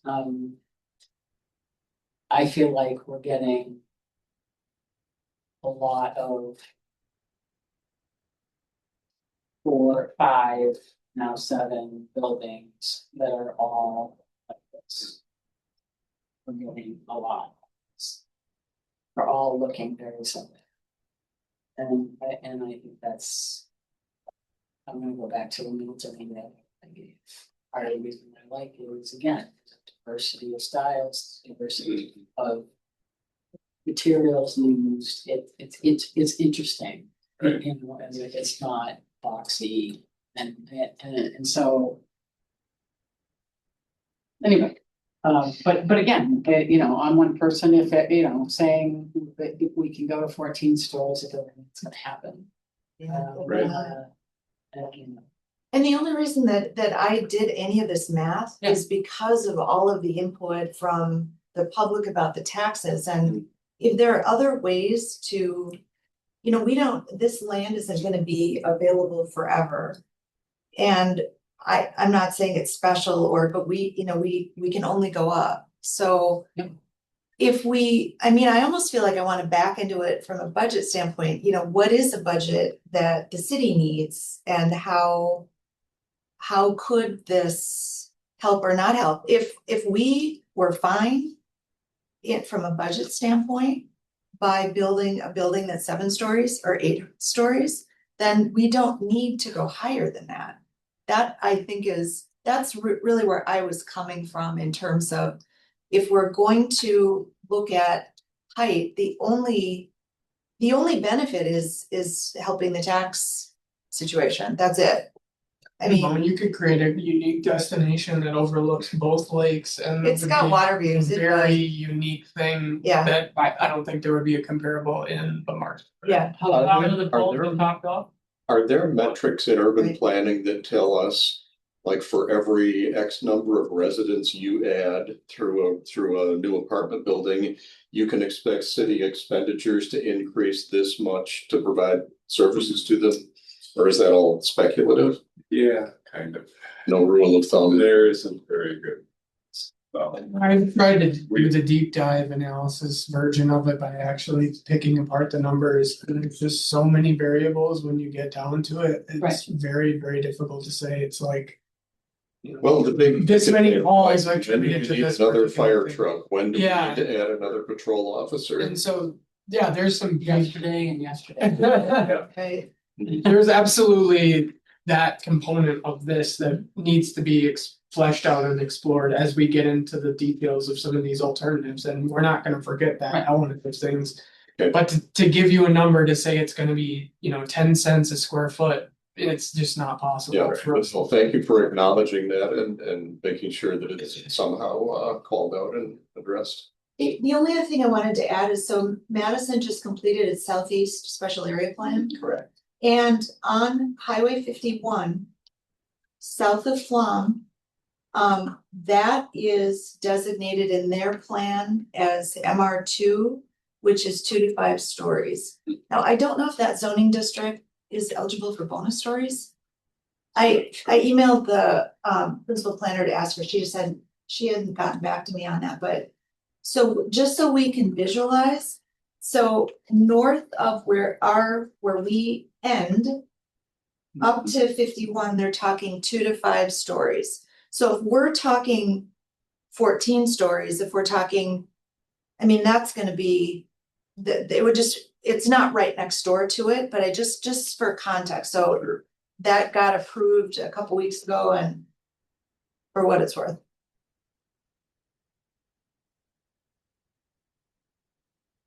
Did we answer your question? Good luck. I'm the I only think- one that. yeah, I mean, Have this group, I don't even know if we have a forum at this point, but, Right. I mean, it. We need to talk at least a little bit of Monona Drive. Right, That's exactly. Yeah, I was just gonna agreed. I think, you know, we can talk about each one of these areas for a long time. Was there anything else in the Broadway corridor on these summaries from both that jumped out at you as something that doesn't seem in generally aligned with our past conversations or a direction on the Yes. Broadway corridor? Yes, in the purple one in the east Yep. Broadway, number 4. The portion that's above the circle, that includes that part of the East Broadway corridor. Just to the north of that little nub of Monona that Yep. goes up there, that's the neighborhood that I live in. And the eastern edge of that is up to 51. There is a row of single story, low density, borderline, aging commercial industrial buildings, and then a whole section of self-storage warehouses, and then some space above Femrite. This is all in the immediate area of Menards and Stoughton Road and the intersection of Broadway. So I feel like if you just kind of broaden the focus of that, that's what forms part of the gateway to Monona coming down Stoughton Road. It might not even be obvious because there's no sign, but when you're coming down Stoughton Road, when you get past Farm and Fleet and Flom, and then the apartment buildings around Glendale, that's where Monona starts. Right. But there's no visual cue for that until you get to the back of these little one-story cinder block buildings. So I think. So can that be part of our focus for where we can do some creative redevelopment concepts? That would be up to the group, because you have, you know, we have a limited. This is a fairly condensed. It's not a condensed comp plan process, but it's a very condensed corridor planning. Mhm. So we can focus on 2 areas within each corridor That you're gonna blow out that we're gonna. into. And Okay. that area is not included because it wasn't contiguous, you know, with the parcels, so we kept that out. Will it, all the land use and recommendations for that area be in the comprehensive plan? Absolutely. But when we were thinking of it as a corridor plan, we tried to stay as close as we could to the actual right of way of the port. So another part that is contiguous with Broadway, okay, let's leave that part of Yep. Femrite aside. Along Broadway, next to Menards, then there are a few commercial buildings and then Edna Taylor Parkway. Yeah. Back in there's a bunch of, like, talk about landlocked, there's just inaccessible little commercial industrial buildings adjacent to the city property with the public works garage and the dog park. I just want to put that on the radar as some really kind of underutilized, underdeveloped property that has potential to address a lot of things. So we've got 4 columns here. I think I just heard you say, you're gonna take 2 to the conceptual kind of design phase, right? Yep, 2 of the And do we Monona get to pick the Drive. 2 or have you? Yeah, Yeah. I'm But we guessing would one like is the your one we've been input. talking about, right? So. Mhm. The west, The West Broadway? right? Yep, Yeah, our idea was, I'll throw out the other one if you want, just to get the conversation going. Yeah, The intersection of Monona and Broadway. yeah, I'm not saying that the other two aren't important. right, I'm just saying your scope says we're gonna look at two of them. right. And And those to me are You're the, saying the Powder River Broadway segment? no, he's talking about the, He's not, he's erasing your lines and just giving the intersection. No, you're saying, no, no, Yeah. but I mean, generally, he's talking about the intersection. Middle Broadway, Yeah. it's called the Middle Broadway. Yeah, Oh, whichever, okay. or South Sorry. Monona, whichever you wanna call it, but. Yeah, our idea was, obviously, West Broadway has the greatest potential we've been talking Yep. about. The intersection of Broadway and Monona Drive, were generally, near 37, that whole area could be revamped, and it's already happening on one side of the street. The Yahara River area, a replication of the current, I don't know if that's possible, but just thinking about Pirate Island and the future of that. And then the nodes that we talked about along Monona Drive, the Nichols intersection and the Owen Road intersection in particular presents an opportunity for those community gathering nodes that we've talked about. and everything in between. And everything in between, but don't get me but yeah, I guess that was sort of where our minds went when we were thinking like, where could we conceptualize this vision and bring it to life and have these conversations. So two on the Monona or the Broadway. And then we've got three on Monona, they're really, That depends on how you look yeah, at the, because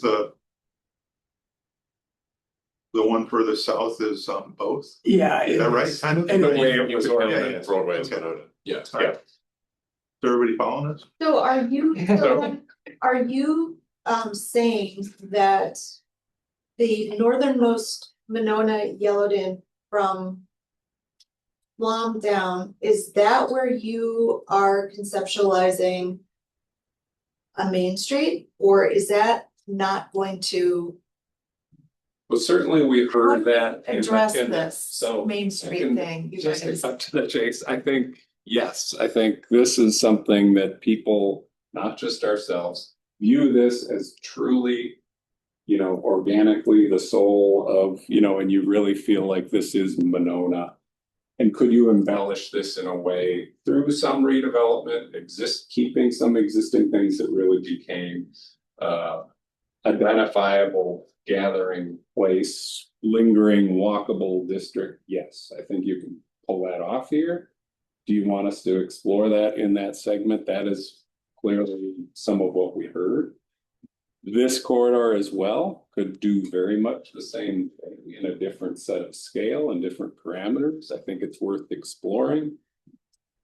Yahara River Corridor, one big project happened that really transformed that area. There were a couple of projects between what it pointed. There's more that could happen that would really allow you to live out a waterfront district than right now what it is. And it's not tied together. There's a couple of projects, there's some missed opportunities, but if you look long-term, there's a way to play that out where it really felt like you were a waterfront community to the public, not, as well as the park. There are a couple of parks, but that would really give you a sense. I think that's worthy of taking a look at. So that was when we looked at the information, and from our professional opinion, these areas, we can regulate it through scale and things, and there isn't big, massive changes. This one has a lot of varying different opportunities. A little trickier, a lot of ground is already set there. However, we only have the ability to do 4, so that's why. Do people have another perspective? I mean, we could. I like your perspective personally. I think if the 2.5 yellow zones on Broadway happen, I think it'll progress over time further east, right? You would hope. And I understand you've only got so much time and scope, right? To help us out. And I agree with what you're thinking on Monona, that you know, from Flown to the south, that's a smorgasbord of buildings, of uses, of, you know, Right. everybody knows it, but if we could get some vision of what that could become, I think that'd be great. And I think that would progress. Is it probably harder to progress to the north, Right. right? Yeah. Because there's a golf course, you know, but eventually it could. I agree. I guess what I'd say, the West Broadway, one of the things that I like that in particular, that you guys would blow that out in part because I think that that will be very good for us and also the public to see. Because you're talking about something very different than what's there currently. And to be able to look at that in some visuals, I think would be particularly helpful for and instructive. The Hara River, I mean, that is, I think that will be really cool. I've always wondered what a Pirate Island water district could look like, and I think that's, you know, way down the road. The thing that I keep coming back to is a notion of a main street or not a main street. And I don't know that we have really meted that out. I mean, is Monona Drive a place for a main street? Or is it Broadway way? Or you know, are there gathering places that look like the Current? The Current has night markets and they've got sculptures and they've got, is it just that? Or is a more traditional main street in here in our civic campus? Do we look at, you know, the school over there and look at putting restaurants in here? Or I don't know the answer to that. And I feel a little like I kind of want some perspective on that. I mean, if we are defining Main Street as, you know, you talked, Nancy, about like, you know, old buildings, new buildings, different uses. You know, we've got some of that here, but we don't have the density right here to be able to probably draw in businesses. And I think that it would be foolhardy for us to draw it up in a nice, pretty plan and nobody would come. No businesses would want to come here because, I mean, food trucks do. They love it. We love them here. But so if you guys, you know, I guess I'm thinking, like, I'm interested in your perspective on if a main street, where would it be? And does it even make any sense? Like, to Bill's point, I mean, if we don't have an actual main street, does that like rip our identity too? Or, you know, that's where I'm getting stuck on where to place. I'm fine with all four of these areas, but if Main Street is going to be a part of that, I feel like we need to figure that out before you guys go off and say, oh yeah, Main Street is south, Flom South. Yeah, Is that the place where it should be? I don't know. if you just want my opinion. Yeah, I would say that at the end of the day, West Broadway can be a much more urbanized corridor and street than it is today, both the street side, but also probably some destination use. You know, it becomes a place because it's deeper. So there's ways to do things in there that creates its own destination. I'd love to hear you push back on any of this. I don't know that it's ever gonna feel like Monona's like Main Street or downtown. It's gonna be a development right. that is a destination kind of place and a cool place to go to, but I don't know that that's how you interpret it. I think, you know, this speaks for itself. I think it will build off of the assets there. This segment from here to here, to me, has your richest, like, local business cluster, things that are known as Monona. It's got a flat elevation. It's got enough depth in certain areas where you can build off the assets, change the configuration maybe of the street a bit, create some destination uses, add some housing in certain locations. And I think you could tie that together and it would actually feel like a Main Street district. I don't have any trouble coming in visualizing what this would be. North of here, this is really gonna be housing over the park, right? Maybe a little bit of commercial here and there, but it's, you know, it's, or not the park, sorry, the golf course. Here, this is a wild card. You know, it could be a lot of different things. It could build in very dense form and be kind of a more urbane district. The hill is an issue coming down. I think it's gonna really make it difficult, even if there's some actual depth there because of the church that exists and some of the other things that long term, if that changed or there, you actually have depth there. But that hill makes things challenging. What I like about the way you've set the table here is that if there is to be a downtown, and maybe that's a decision to be made later, but the location here, if you look at the upper section, and I'm thinking of the circle that you drew around the market area and the walkable and the 10-minute drive. So that's perfectly positioned to be centrally located, not just as Monona's downtown, but the downtown for all those Madison neighborhoods on the east side of Monona Drive, Lake Edge and everything else around there. Then the lower section, you get the advantage of the traffic counts coming off of Broadway and coming off the Beltline. And our new light up billboard can have a big sign that says downtown Monona next exit. And then that lower section kind of is the, you know, draws you up with kind of the beginning of downtown Monona. Yeah. And then you get farther up the hill and you deal with that. At that corner where you say the hill is, Femrite and Monona Drive. Yeah. So there's like a big hole there Yeah. next to the Embassy apartment building or the Executive East apartment building. That little site is perfect for putting a parking structure. Because two sides Yeah. don't have any opening and then it's open on the other side. That would put it right in the middle of your Right. two sections of downtown Monona. And kind of address that big hill.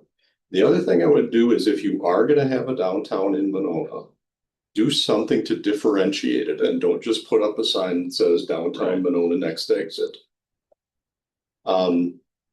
My concept would be to emphasize iconic Wisconsin brands and have retail locations for some of those things, like Land's End, like Kohl's, like, you know, Harley Davidson, like not a dealer, but a gear shop, anything like that. Culver's, don't put the same Culver's in here that every other town has, but remember that they had the Blue Spoon Cafe in Sauk City. It was their concept restaurant with a different thing. So anyway, get those iconic Wisconsin brands to make it a destination, and then don't brand it downtown Monona, but brand it downtown Wisconsin. I'm gonna reel us back in. It's 5 minutes after 7. We've been here for 2 hours. And I appreciate everything that everybody is saying. But, I'm reeling us back in because I think the question on the table is, are these the 4? We're not designing right now. We're just asking, are these the 4 Yeah. areas that we want these guys to focus on? That's not the question on the table. It is the question on the table because Right, if we want to move forward, we need to explore these in a way. And I love all the ideas Right. and don't be afraid to send any of those our way. I love the concept. I'm good with the 4 as long as the Femrite end doesn't completely fall off the radar. And if it doesn't get the deep dive treatment that these 4 get, at least in some way, we address the things that are possible there. well, my understanding contractually is that they are gonna be addressing, we are gonna be addressing the whole corridor. But we're only taking a deep Correct. dive into 4 sections. We're getting conceptual visuals on the 4 sections. Right. Whereas Others- other pieces, it's not like they're ignoring them. You're gonna have to visualize it yourself Thank you. based on the words, if that helps. Thank you. I think if I could just jump in briefly on You bet. the East Broadway, the only thing I would raise there is that having seen a few proposals come through, we've had a dental clinic, we've had 3 housing developments coming through, some changes to the Menards, and it's kind of a tapestry over there in terms of the land uses. Yeah. Nice. And we had Very genteel, like. we had a split vote on the housing in terms of whether Yeah. that was the right place and Yeah. for that at Plan Commission. And I think that would be all, and that can be future land use map, that can be text as well that comes in. But I agree with the points of if we get a use come through that we say, how does that fit on East Broadway? I would ask that this plan, both corridor and comp, can address that, and whether it's a storage use being proposed on COPS or whether it's the auto body store that's there or housing, how does that kind of all piece together? And that would be the only thing I would flag, but I think the connectivity here, even the fact that they're contiguous to one another as well, I think all of those things certainly help as well. But to that point, you're like the notion of like where FemRed is and the kinds of the buildings that are back there. Feel like that could be a really interesting place for some of the middle housing that we're talking about that we're missing. And I still come back to feeling like we don't have, I think the Pirate Island is gonna be bougie, it's gonna have this waterfront. I mean, there are places that's for and that's fine. But I feel like we may not be, I don't know where we're addressing the middle housing that we feel is a We've gap. got some thoughts on that. Okay, There's only so Got it. much time in these meetings. But heard for sure that we've got to identify locations where that can those, go. those. And the cottage. Yeah, I mean, and I have ideas there too, I mean, some of that I've done, and it's not just putting them on the Right. other side of the tracks, if you will, which is what most people think of. Yeah. So Doug, I think I hear you saying you wouldn't mind a little extra help on that eastern part of Broadway. Agreed, and it doesn't need to be one of the 4 deep dives, but It I doesn't. think text at least would be helpful. I think quite a few of those pieces are set with housing that is just developed in terms of the lifespan of that. Mm. The clinics, the Menards, those things are all pretty, Huska Park as well. So I think it's just that eclectic use or that, interesting thing comes through, you can sort of say, well, it at least aligns or it's hit a part of the vision, or is it not at all? And my only feedback was looking at all the corridors and sort of the general feedback was mixed use. And sort of if we get commercial, maybe light industrial or some sort of use that comes through, maybe it's just south of the Beltline, but where do we say that's where this could go in the city? I think sort of blanket mixed use would be would actually create more islands than some concentration. So Doug, would you be in favor of asking them to do 5 zones and increasing their scope? Or I was painting one of the honestly, I was zones. just gonna ask the same thing, John. don't I know. was just gonna, I mean, and I don't mean you personally, but I mean, if we really feel, if this Yeah. group really feels. Doing 5 rather than 4 makes sense, then I have the problem. It's not my decision. I have a council. But certainly, if we feel like doing 5 instead of 4 is really important, then. Our city But center, it's certainly- important.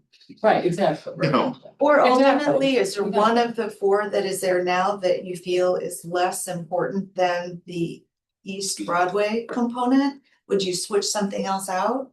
I think there's a couple, and these could be offline, but I think there's a couple discussions in terms of, in particular, West Broadway, that whole area is within tax incremental districts. So is there budget, is there option to do that separately? That could be its own discussion. But I think that and I'm not voting and I'm not trying to sway, but the only thing I would say is if I were looking at 4 for East Broadway segment, I think maybe Yahara River is the one that is potentially in the one that I would switch. I just think that you have quite a few anchor developments there already. You've got Yahara Terrace, you've got the current, you have River Place that's developing, that's right on the edge of that, the dental clinic that just rebuilt. I think a lot of that ties together with Broadway when it redevelops in terms of accessibility, bridges, bike lanes, and sort of how it strings together. If it's designed well, because right now that whole area does not hang together because of It's a mishmash. not the best design decisions at the end of the day. Yeah. And if you do two more projects that don't, that's my concern, then it's over. You're just gonna have a bunch of projects that are close to Yeah. a river. So, Yeah. And I think either way, you need some clear design guidance. Yeah. And I don't know, again, to flip it I back hear you. to you both, is there a point when there are too many of these deep dives? That it's a lot of renderings and a lot of visuals, and the text can still just be I think from a staff level, having recent plans, having recent sentiment of public council can be just as important. I think it'd be great to show them, you know, a developer or a prospect a page or two, but I think if there's still land use guidance and clarity there, I think that could be just as helpful. But I think if we were thinking of variety, that's the one that just stands out to me as a little bit more. Could go anywhere. Yeah. So then what you're saying is you're saying that the Yahara one, you believe would have the connections, needs connections, do you think that that could be done through text? Or do you think that that would be shown? In terms of, Sure. I'm trying to figure out if the East Broadway one is the more important one because of the variety of things that are coming in. Then either does it make better sense to expand it to 5, or could we serve the function of the connectivity that you're talking about, Rob, that isn't there currently in the Yahara section through text? And not blow it out. I don't know the answer to that. I mean, some of it is inspiring people to think differently, and sometimes if you can show them which they can't see, then it's like, oh, this would be really cool. You know, this is exactly what we should. So I'm a design person. You've already got it in your head. So, yeah, You're exactly. like, So it's I hard wanna not do to- that one. That's the problem. Well, and I think that, But it doesn't I have. think that's part of the challenge with the East Broadway segment, which is part of the reason why I was saying, and John was saying, this makes sense to do 5, because you know, as I think was already mentioned, you know, when we voted on housing that's there, nobody couldn't do housing. I mean, I go on and say no. Very few, at first, very few people could see housing, because all they could think is commercial, right? And then it was like, well, nobody wants to live there, everybody wants to live next to the library.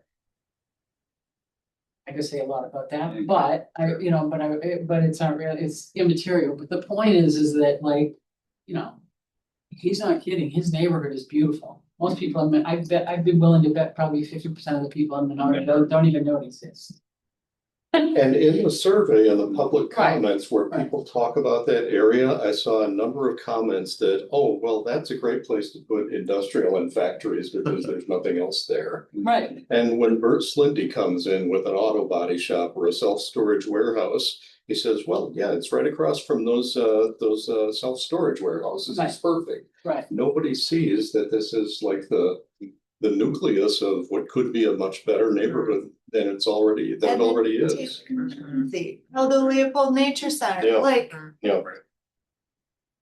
All right, now this is gonna smack of just moving the Again. goalposts or rearranging the deck chairs. Bring us back in. But is there a We're way gonna- to just like change your circles around these yellow areas? So that whole Monona Drive part is one segment that you're gonna do one of the pieces on. Yeah, all right, it's another. Well, we could I'm make it curious, just why one is yellow that blob two- too. But why is that two different sections and two different sub areas? Why isn't Why aren't those two elements of Monona Drive? It just, I think One's one's there, flat yeah. and one's got the hill. Yeah. I think that was They've been the question that last. and they're meeting. physically. Yeah. Yeah, very The different. geography is so much that you can't, But there's only both so of- much. But both of them are identified in the comments as potential parts of the downtown concept. Right. So that's an argument that they Well, make you sense can together. argue it, Mhm. but it's not gonna change how many areas it we, you know, I mean, like, I get where you're going. It's taking the Same number of amount areas, but a little bit bigger here, a little Right. bit bigger there. I'd be happy to talk offline about, sure, we go the fifth, 4, 5, or, Yeah. and I think. For the interest of time tonight, we kind Yeah. of take, move on, but I appreciate the support, but I think. Either way, I'd be very happy, because the way it's panning out. So, right, and I guess just as a follow-up to what you said initially, Doug, I think, and what I was also talking about too, I think it is hard, I don't think it's that hard for people to visualize. It could be, maybe it's just me because I've spent so much time with it, but I don't think it's hard for people to visualize this. Or even this, as much as it is hard for people to visualize this. Because this area is such a mishmash of things already. And the fact that we did add housing there, as successful as it is, and it is, you know, it's such a. You know, it's just such a mishmash. I think it's harder to visualize that. So conceptually, I think it would, and we know it's obviously hard for people, for developers to visualize it too, because they keep coming up with different things. Right. So would you do the east versus the west? No, I'm not saying that. I'm saying, I think it's a good idea for maybe for Doug and you guys to have a line and then we can talk and. Maybe 5 is possible, or maybe we can have. But I think in the interest of time, we probably have Got it. done our thing. That makes sense? Did we get anywhere close to where you wanted to end up to? No? We meandered a lot. Yeah, Yeah. well, there's a lot of really good, we may not have gotten everything out of the discussion, but your points are really Oh, yeah. well helping us shape how you think about these. So yes, it went. Anything well, that's, it's just, the struggle is we don't wanna sit here and take polls, right? We don't wanna sit here and say, vote on this, vote on this. We want a free flowing discussion, which has been very helpful, but yes, we also need to be like, this is what we would like to see you guys help us do. And the direction is the piece that we need to continue working with you guys to get that So direction. you didn't get that tonight, you're there. I think we got some, Okay, and I think we could potentially use more, so we'll discuss that too, Doug, about do we need another meeting like this? Do we- to talk through this? or do we extend this meeting beyond where we're at now, it's 7:20. Do we want to continue the meeting beyond? Can people stay longer, would that be helpful? Well, I'm just, I'm just trying to be respectful. yes. I had a hard stop at 7, so I. Said I had a hard stop at 7, but I'm staying 20 minutes late. And Right, I think we have to respect their yeah, time. I wanna respect their time now, respect those time.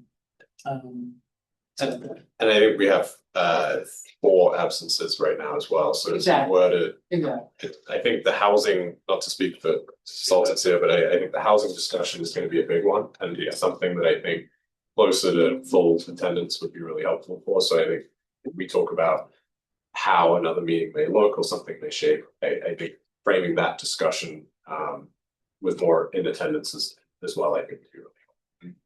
Yeah, cause you guys brought up the missing minimal housing and Yeah. different bunch of spots for it, and that was what we wanted to talk about at the end of this meeting today as well, and that exact thing, so we wanna continue that discussion, and let's do that, so.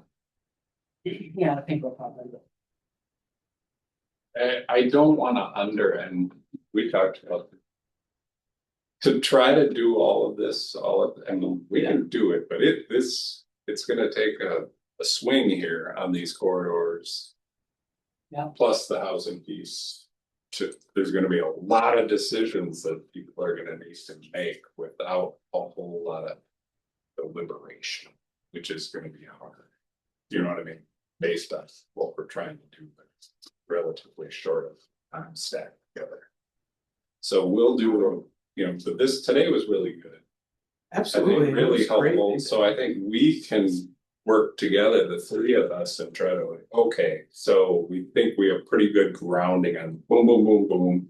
Here are some decisions, and then figure out the best way to utilize the next meeting besides the other topic we didn't get to. That's totally fair. I appreciate that. Yeah, there's a lot. Oh, this is a big nut to crack. Yeah. I mean, this really is. This There's is a lot here. tremendous. Thank you. Yes, Yeah. thank you. I would also just say, as somebody who's been, I'm in year 10 now in terms of being more involved in the city, and I say that I also feel like we've done a lot of, we're looking at a lot of things already. Like, like for instance, the development on the, that we're talking about by WPS. We're definitely already talking about connecting all the bike paths and and the redo of Broadway and stuff in a way that I think, so, Right. sidewalks, all the fun things that to talk about. And I don't want the picking this apart in every way to overshadow the fact that this is like extra bases. This is really great. Yeah. The overall presentation, I think you've captured a lot of the issues and themes really, really well. And that's hard when you got, 300 surveys to go through and a million of us. And Yeah, there's a lot of opinions, and Opinion, that's good, opinions. but no, appreciate that. Do adjourn before. Yes. Yes, sorry. Can I have a motion to return? So, Second, all in favor, say aye. I, I- Yeah.